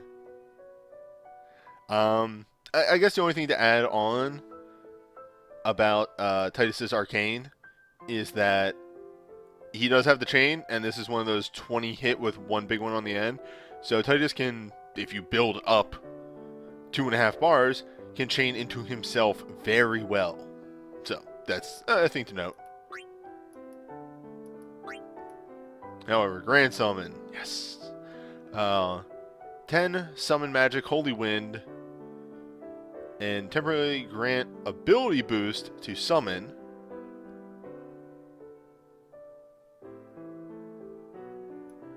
And enter an EX mode, which temporarily raises the magic and causes summoning abilities to trigger a follow-up ability, Sonic Ray, and restores 2 abilities when the EX mode ends. So, it's similar to Alphanod USB, except it has a chaser on summon abilities, and then still gives the 2 ability uses at the end. So, very, very nice. Unfortunately, to know, it's a 5-hit. Thank you. It's a 5-hit Holy Wind on Elemental. Yeah. So, very, very powerful, and sort of leans again more into the summon aspect than the healing aspect of Yuna. But she already has a healing USB, so that kind of makes sense. I actually really like the Wind Rod. It's a very Grand Summon Overdrive. It's very powerful. The Thief Dress Sphere. Again, giving Riku a offensive USB as opposed to her supportive USB. 10 random physical water, Imperil Water, and cause water abilities to trigger a follow-up called Aqua Toxin, dealing 2 physical water non-elemental, with a moderate chance to imperil further. So, again, Riku is either buffing everybody or doing water imperil. That's what her things have been for a very long time, with the mixture of debuffs in there as well.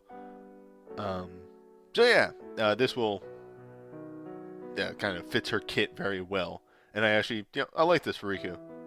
Yeah, what's poison? Nah, poison doesn't exist. It's a lie. Conductor. Song of Spira. Speaking of the devil.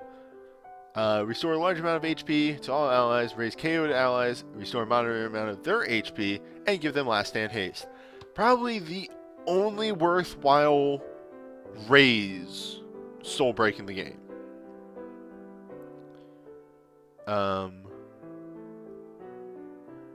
Really any other, one kind of has issues with it.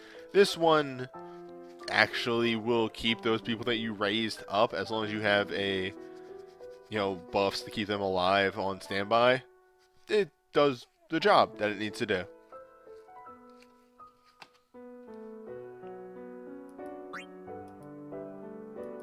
Wizard Sword. Bring me my wizard sword. It's glint. It's in water glint, which is yeah, yeah, in water glints. Yeah, that'll happen.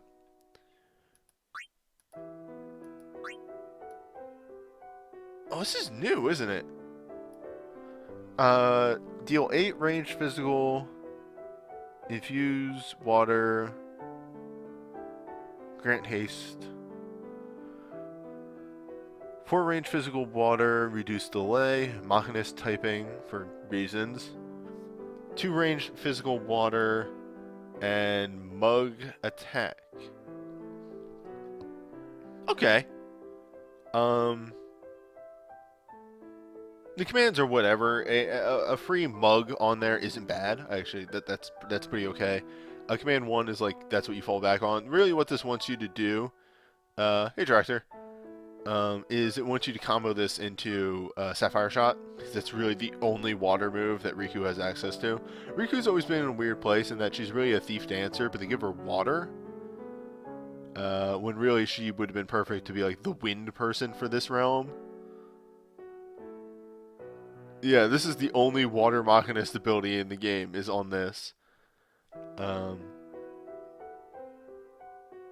It's just very odd typing.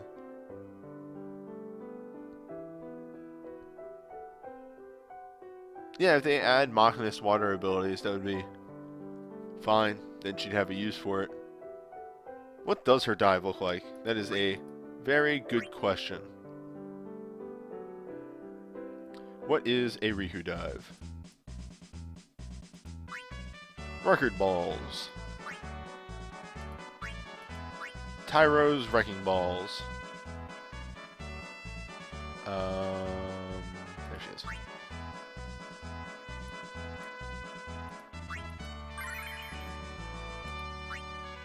Celerity up. And increased duration of stat buffs. And her buffs are thief damage. Oh, Jack of all trades, master of none.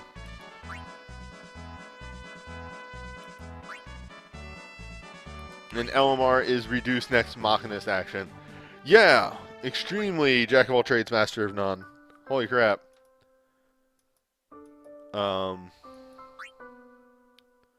No idea what she wants to be.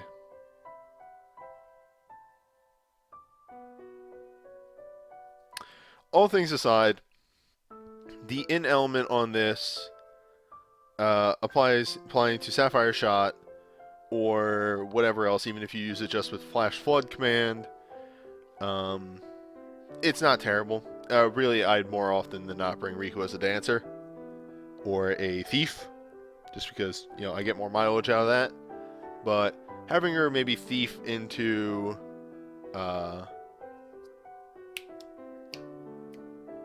Sapphire Shot isn't too bad. Yeah, Riku fell into the dress sphere grid and came out with a little bit of everything.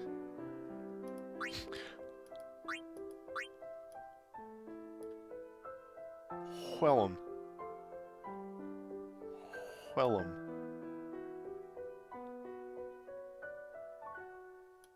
Wellum.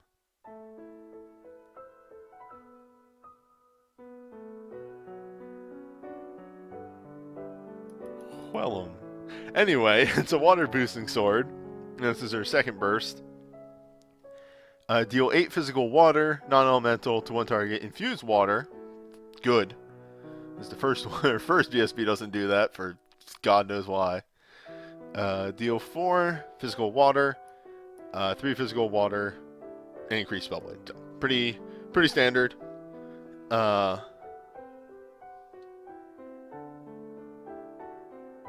For a Spellblader, this isn't going to shine too much, because obviously you just combo this into whatever, engulfing quad strike, until a little down the line when we get the water lightning version of the 6-star Spellblade. Then you'll see some real numbers off of her with that. For now, the boost to Spellblade damage off the command 2, which is probably like 15%, is very good and does allow her to have a lot of versatility. Oh yeah, BSB 1 is AoE Dispel. I always forget that about it.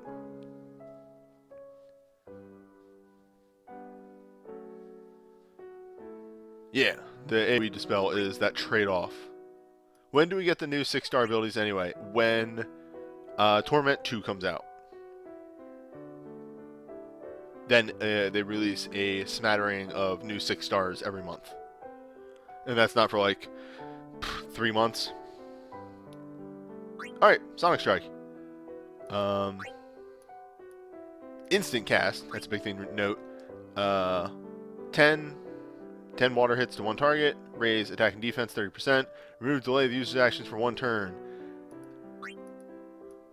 Then, Command 1 is a deal 4 ranged physical water, Command 2 is deal 2 ranged physical water, and increase sharpshooter abilities for 3 turns.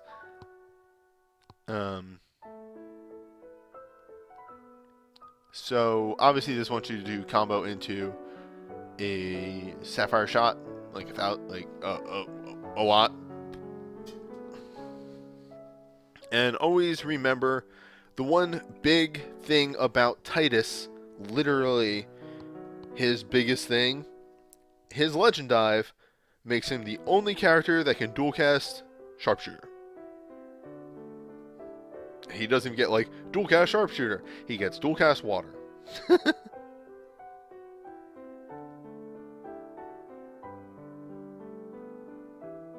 Either way, his BSB 2 super complements his new place as King Shit of Sapphire Shot Mountain, and Command 2 is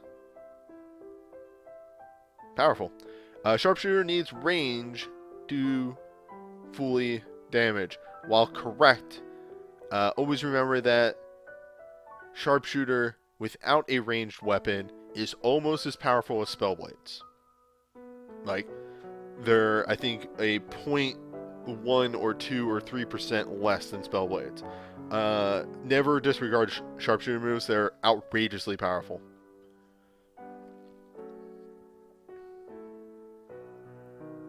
But yeah, Sonic Strike is a very good BSB for Tidus. Hey! Tenets of the Faith.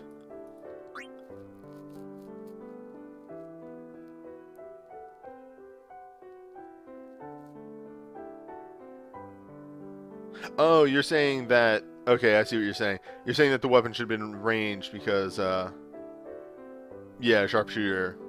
Yeah, no, I get what you're saying. Yeah.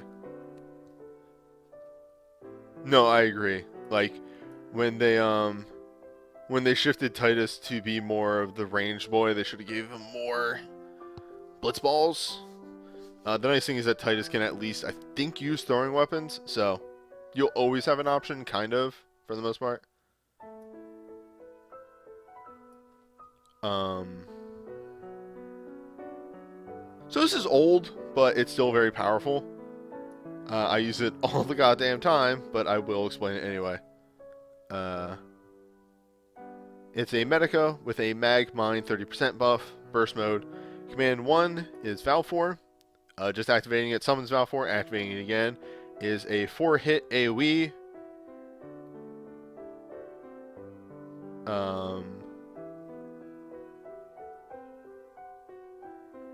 And then Command 2 is a Medica. That switches to a Medica plus attack on use again. Now, a big thing to note.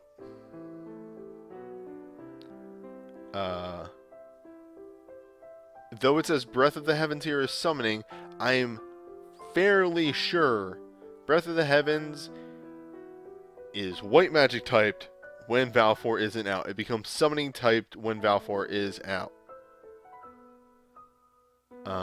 It's a big thing to note because if you want to dual cast white magic with Yuna, you don't want to summon Val 4. If you want to dual cast summoning, you do want to summon Val 4. It's very weird, very stupid. It's dumb. Breath of the Heavens is always summoned. Well, I've been wrong in the past.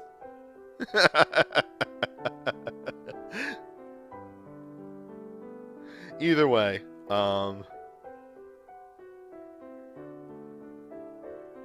it's a thing to note that if you want Yuna to double cast her burst command, you need to slap dual cast summoning on her, not dual cast white.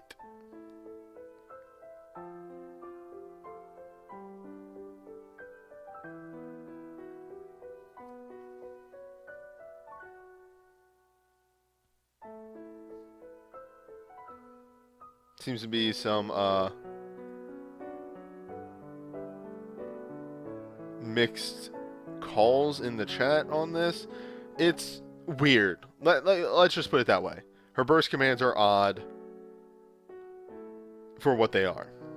But overall, I really like this burst, mainly because of the Mag Mind Up. It's very good. The big thing to note is that she doesn't get a single target heal on this, so you're stuck to Medicas or commands if you need single target.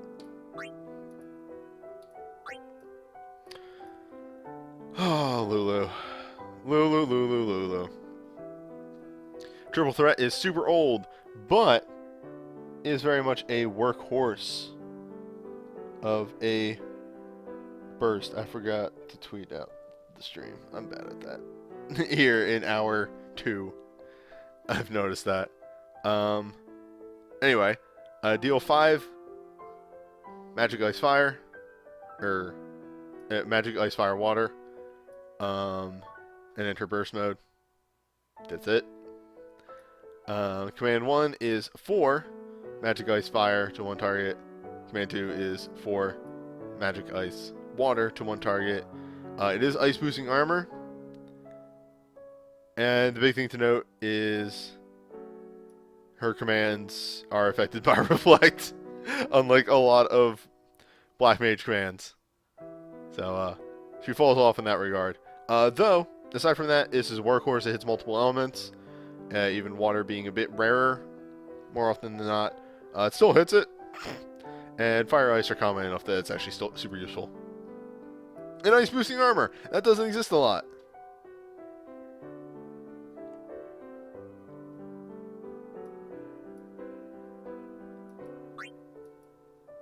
Alright, finally out of that. So, Elmars. 1. Yuna. Double cast summon. Good. Yuna 2. Double cast white magic. If we're right about her BSB commands, slightly less good, because you're generally going to be using summon stuff with her. Unless you're doing single target heals, so on and so forth. Yuna's weird. But it's still double cast white, which is good. All in all. You know? Moonflow's Grace, aside from being water boosting armor, begin the battle in watered. Very strong for Titus. Warrior's Targe. Moderate chance to, yeah, we talked about this. Moderate chance to reduce delay of the user's action when using Machinist abilities. Again, Riku doesn't know what she wants to be. That's the biggest weakness she has.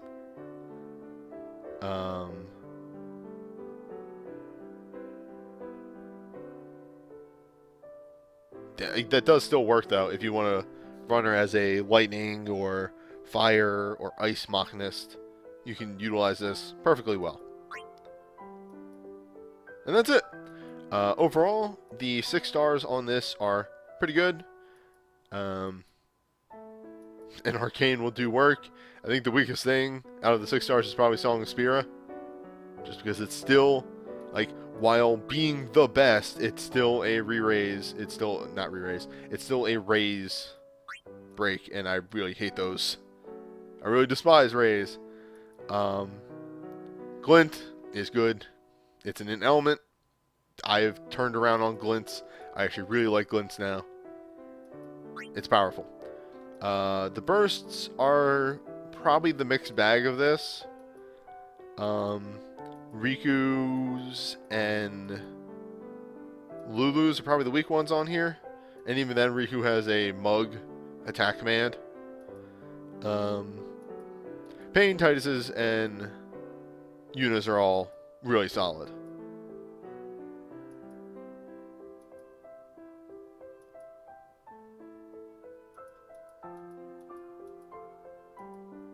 And then the OMRs, aside from Riku's, which is a bit weirder, they're all really solid. Yeah, it's a very solid banner.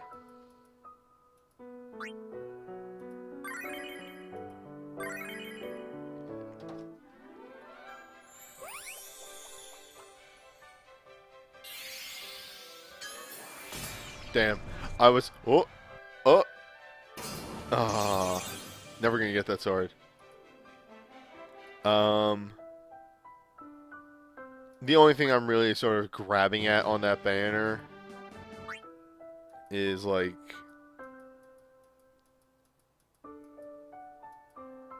this Staff of Thorns. That's about it. I could give or take anything else on here.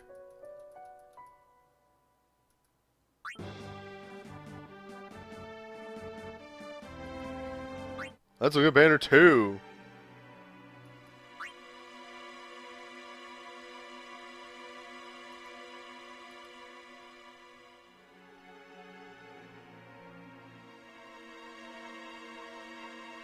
Ah.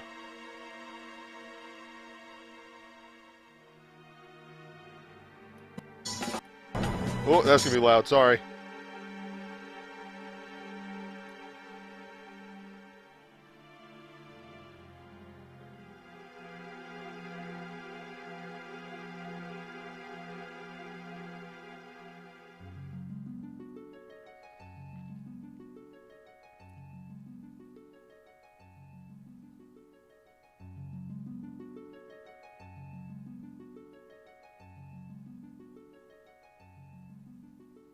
Yep, okay. Thanks to Kite for recording a clip and sending it to me on Twitter real fast. We have confirmation. Yuna's burst commands are always summoning typed.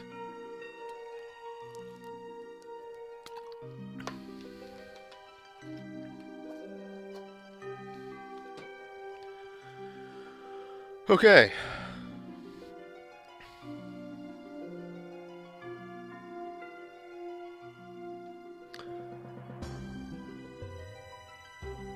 In your opinion, is it worth it to dive Titus with just his OSB and his chain?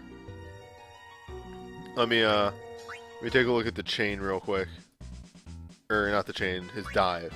I honestly can't remember his dive.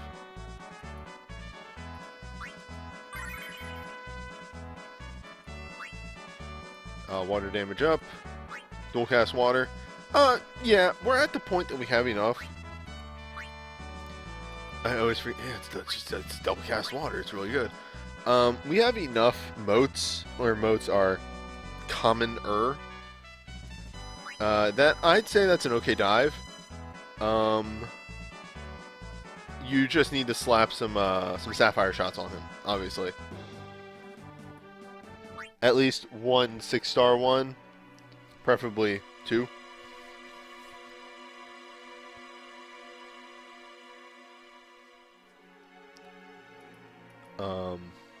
Yeah, it's alright. Anyway, Assault for Seymour. Merciless Barrage.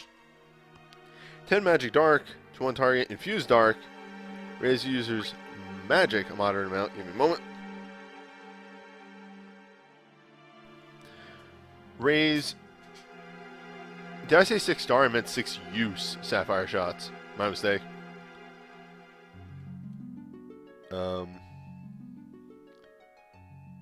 But 6 magic dark, yada yada yada, infused dark. Magic resistance up 30%. Cause dark abilities to follow up with wrathful follow up. Dealing 2 to 6 magic dark based on ability rank. Dark magic's really good.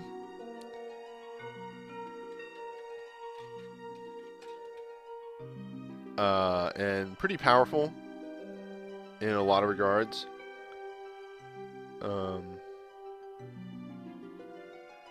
I think getting like Dark Zone or Dread Heal up to not Dread Heal. That's not the right. That's a combination. Dire Heal up to like rank 4 or even rank 5 isn't actually asking too much. It's going to be a very useful move. And that follow-up attack hits like a truck. And also it's a very good dark boosting weapon. Yeah, no, Merciless Barrage is actually really good. And look at that, there's the chain, which is 11 dark magic attacks and reduced the delay of all users' actions for 2 turns. Also a dark booster. Yeah, again, just this does work right here. This does a lot of work.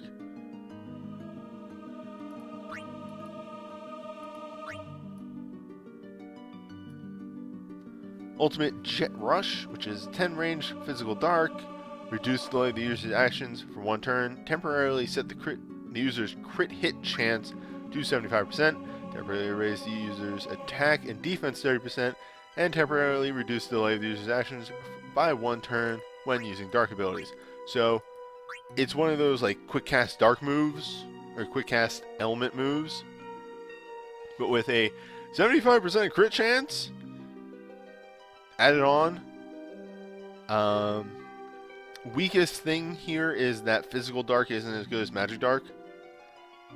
But again, like combo this with Crimson Cross, combo this with Dread Weapon, and you'll see results. You'll see very good results.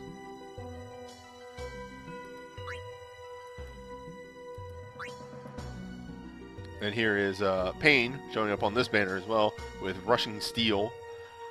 Deal 10 physical water, non-elemental to 1 target. Infuse with water. Raise user's attack a moderate amount. Defense, small amounts, that's 30 each. And reduce the delay of the user's actions when using spell blades. So, what I love about this.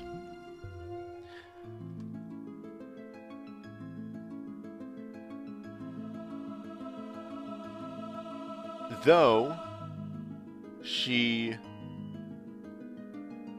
in waters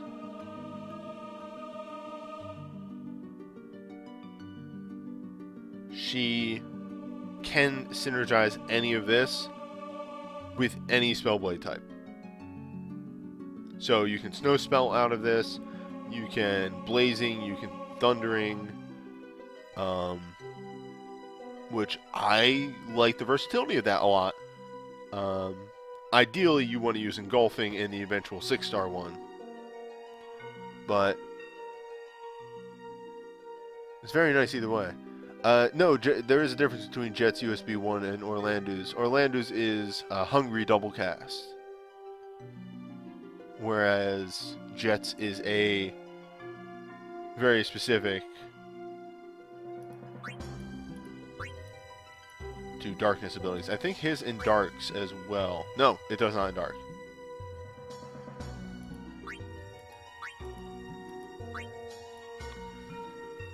Either way, Pains is going to do a lot of work. It really solidifies her as the water Spellblader.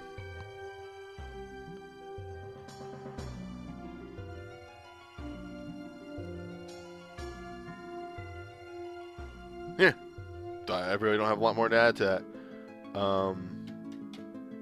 It's very powerful. Like, we don't really see a lot of stinker items anymore. I think that's the real big thing that I'm learning more and more every time I do these.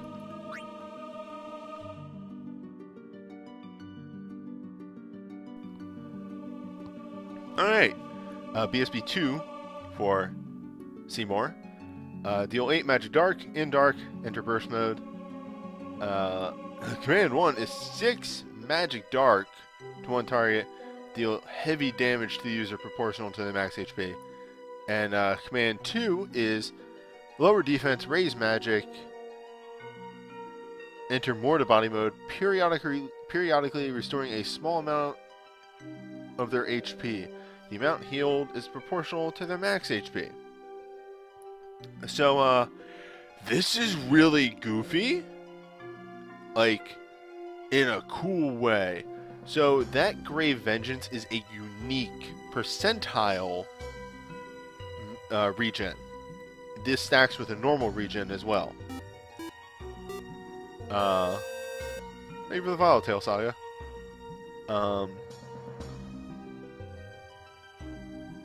Yes, and I think we'll see in a moment. Yeah, let's look at that real fast. His LMR2 plays into this a lot.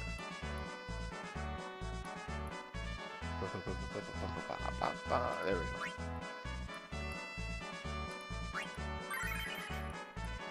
There it is. LMR2 is a moderate chance to heal the user for a portion of single target dark damage dealt. And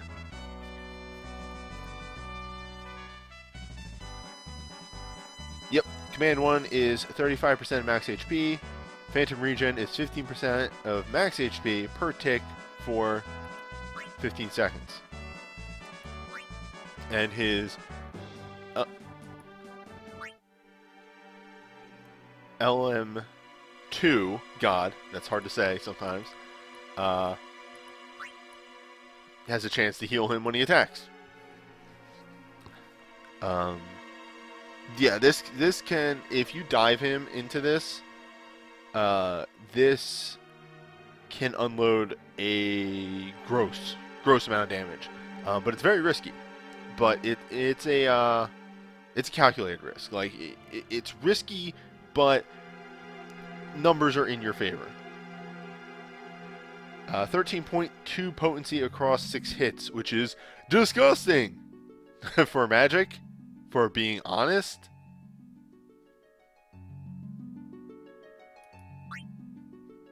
Yeah.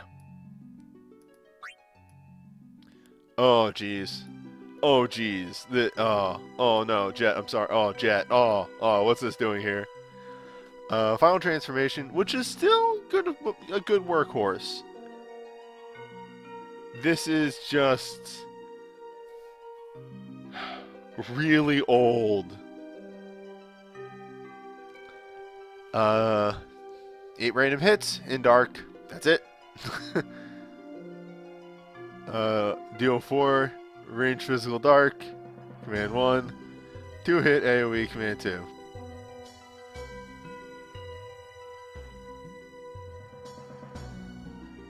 So whatever. It's extremely old. It does what it says on the tin. We're at the point in ability usage and the life cycle of the game where you would use this for the in dark and then just keep using Dread Weapon or Crimson Cross or something. You wouldn't utilize the commands on this at all because their potency is way too low.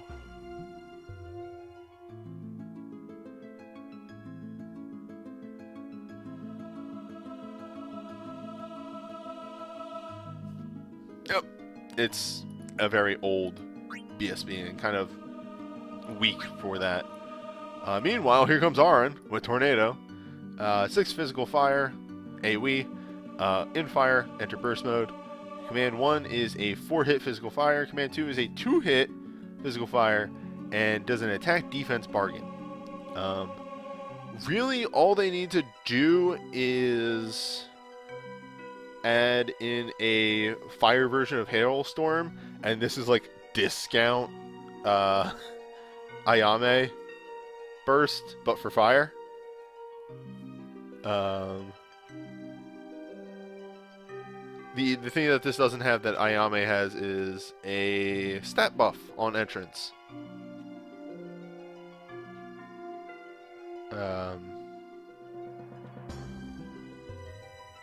Aside from that, though, this is alright. It doesn't really like super blow me out of the water. I even own it. It's a very nice fire burst, but it's not going to knock some other ones out of the park. It's like very middle of the road, you know. It's very solid. It'll get work done, but it's not going to destroy things. Like I didn't all of a sudden put Aron on my fire teams. It does make the donuts. Making the donuts is synonym for is a workhorse. Trine summoning. Deal magic, fire, lightning, non-elemental to 8 random targets infused with fire. Enter burst mode. Command 1 is summon Ifrit. Temporarily lower the user's resistance a moderate amount and increase the user's magic a moderate amount. So that's a resistance mag bargain. If the user has burst mode and summon strike. Oh, if the user has burst mode, grant summon strike. Okay. If the user has summon strike, deal 4 summon magic fire to all targets and remove summon strike. Command 2 is a 4-hit single target, 5 hits if under summon strike.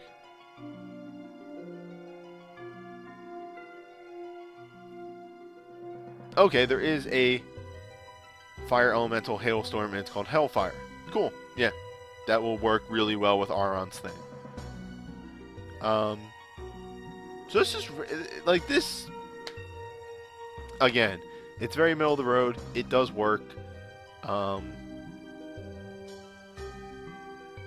It's very powerful, like summon fire damage, which is something you don't see fucking ever. Because if it was a 3-star and they don't want to make a 5-star fire summon,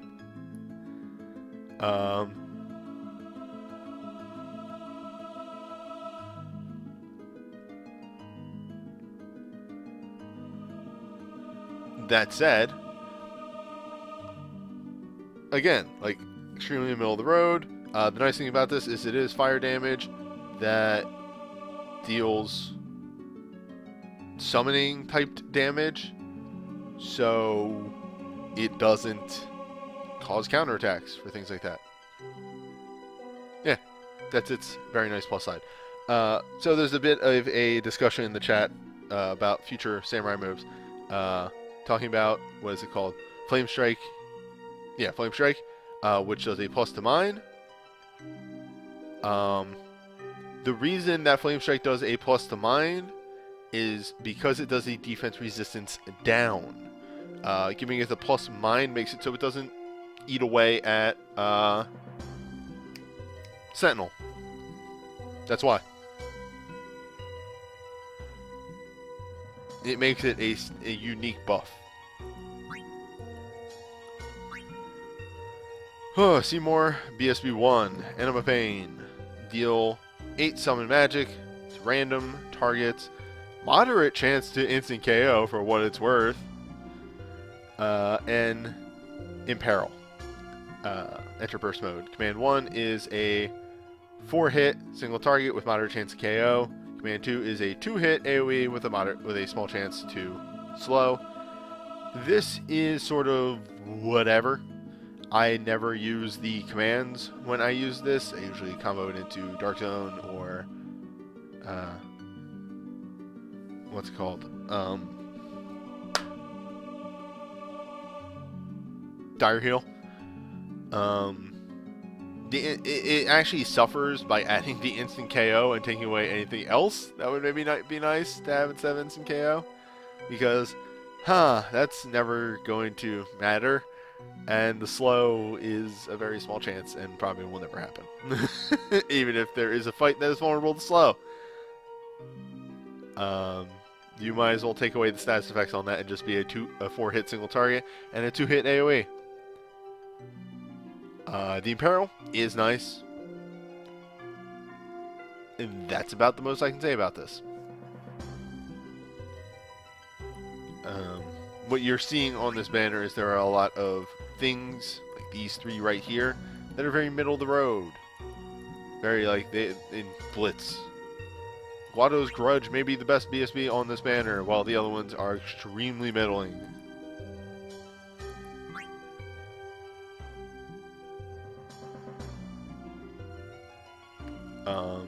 Anyway, Seymour does get a dual cast Dark LMR, which can be very scary with his BSB Command 1. Very counterintuitive here, but it's like, I don't know, it does things. It does a move. Oh, wrong one. Like, there's application here. And if you trigger his LMR2, then it doesn't really matter, does it? Jet starts in Dark, which is good for any of his bursts, or any of his breaks, I should say, and he does have Physical Dark on top of that. Snarling Dragon is one of those more unfortunate moves because it's a build up based on hits, which 9 times out of 10 you're already hitting the attack cap, so that doesn't matter too much. And Aron is kind of a mediocre knight because he only has Knight 3, I believe. So he is not too great in that regard either. I really wish he had something related to Samurai as his LMR and not going with the Knight path, since he is not Knight 5. And the game seems to frequently forget that. Start and Fired for Braska, which is good for his Black Mage side of things. And I think a couple of his breaks utilize fire a lot. Not too good for the summon side because, again, there is, well, I guess there is Valley Garmanda, but that's about it.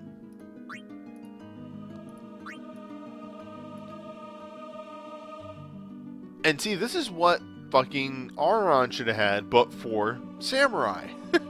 Increase attack moderate amount proportional to the number of spell blades user is used. Again, less fantastic than it could have been because, you know, the whole thing with attack caps and all that. But easier to utilize. And there was one thing I didn't check. Let me just go through this. Minor Fire, that's a weapon. Minor Dark, and small boost of Dark on that. So there's that.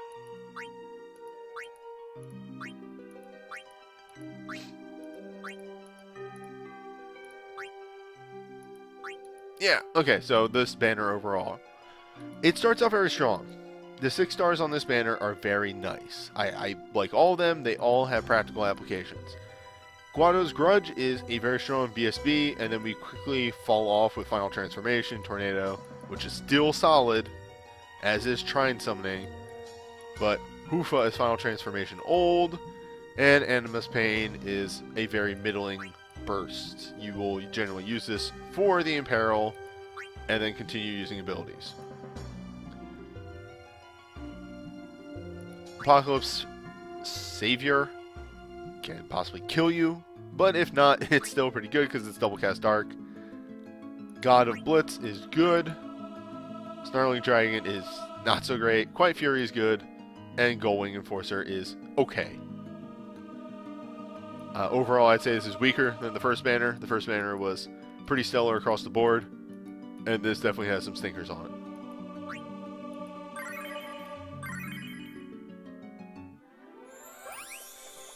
There's just always those characters that they don't know what they want to do with them. And they always kind of come out pretty weird.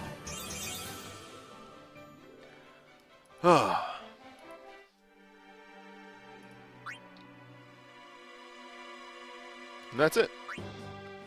I think it's about time for a sign-off. Wait a minute.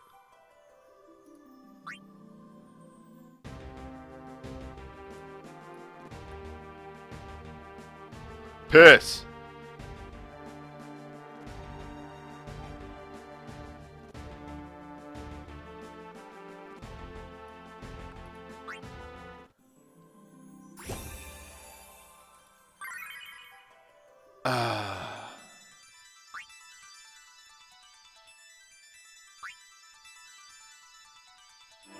Yeah, I didn't notice that. I hate it when they slip that stuff in there.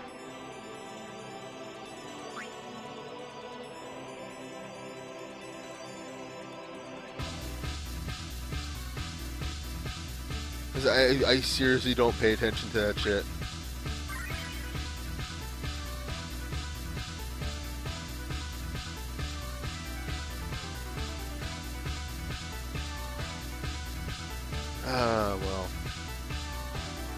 Well, no, because I actually post screenshots for these things with the setup, so I want that stuff to actually be correct, you know? Yeah, let's just sub out Jet.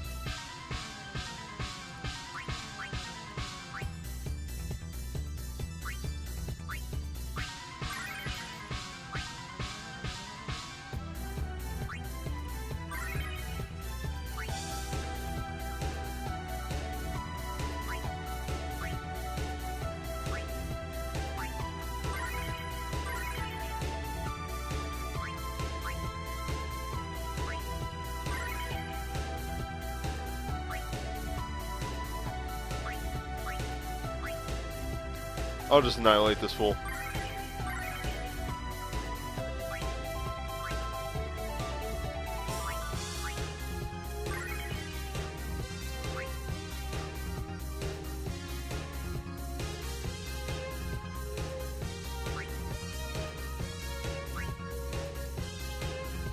Yeah, we'll be right back. God, if only.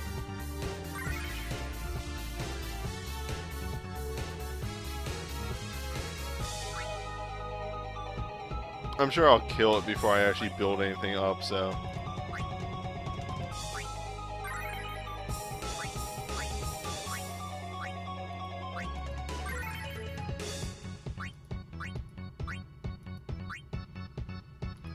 Alright.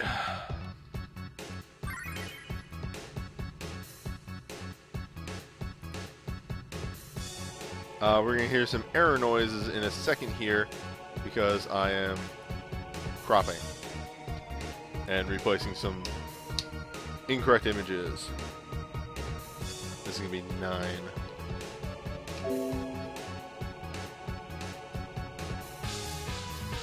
I gotta find another, there we go.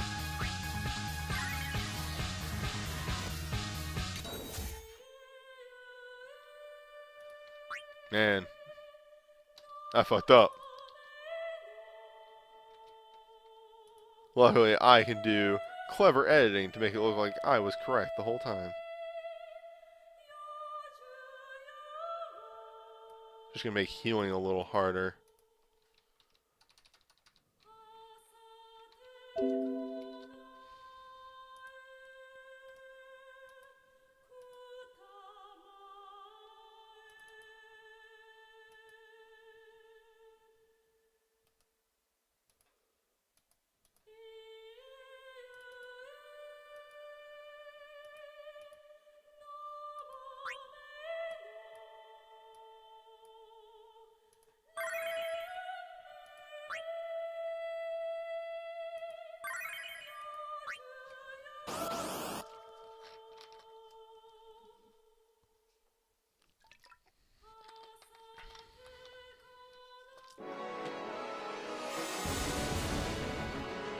Alright, but luckily this is easily rectifiable.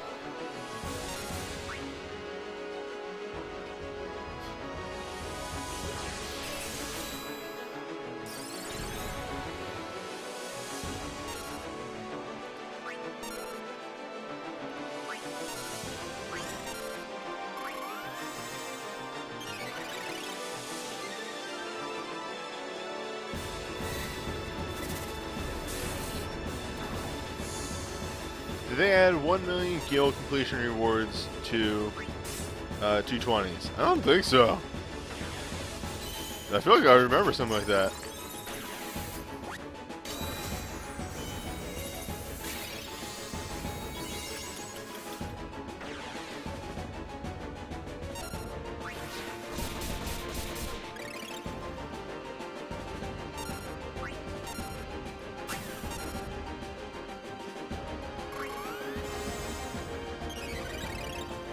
Man, why was that who you healed?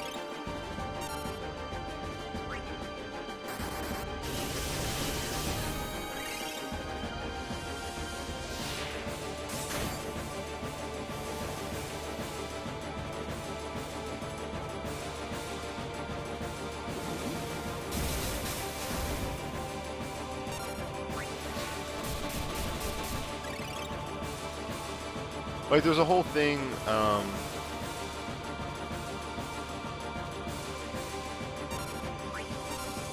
like, I could have given Titus a Blitz Ball instead of the sword, but the sword gives him a 20% attack boost, or elemental boost. Whereas Blitz Ball would give him, like, only a slight attack boost on his shooter moves.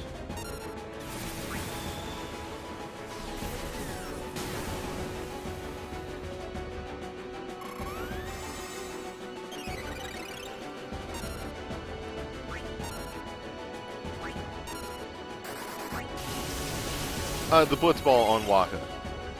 Like, I could have thrown that on Titus to make his shooter moves hit, you know, harder. But his sword in synergy gives him water boosting, which I think evens out, if not is better.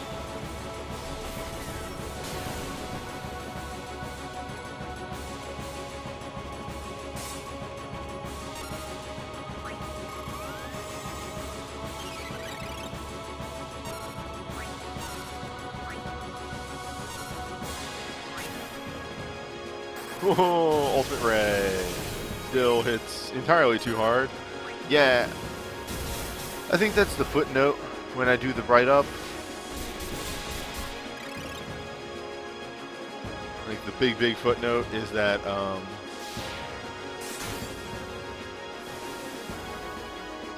bring self-healing. Do yourself a goddamn favor and bring self-healing to this fight.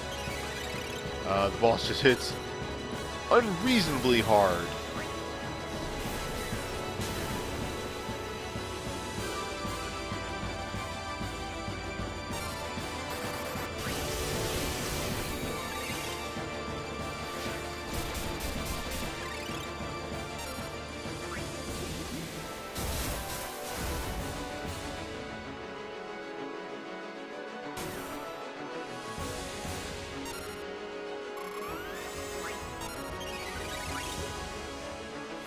He died like he lived. Racist.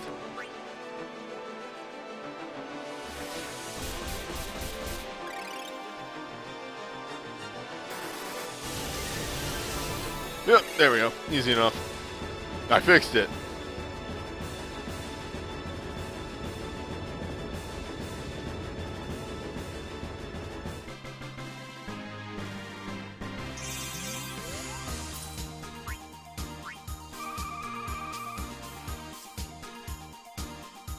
If you look real closely and like sort of take it at like a certain angle,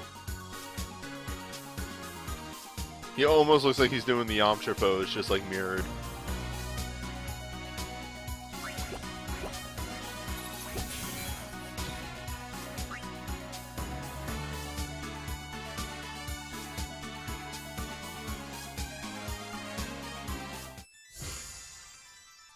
Alright.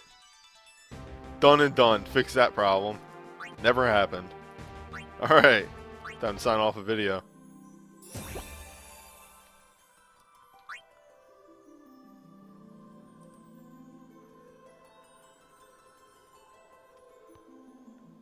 Let me get my calendar. Yeah, that's the theoretical event right there. Alright. So, that was it for the FF10 event. Next time, things go the way I think they should. We should be hitting, finally, the Mobius event after like 4 months. So I'll see you then.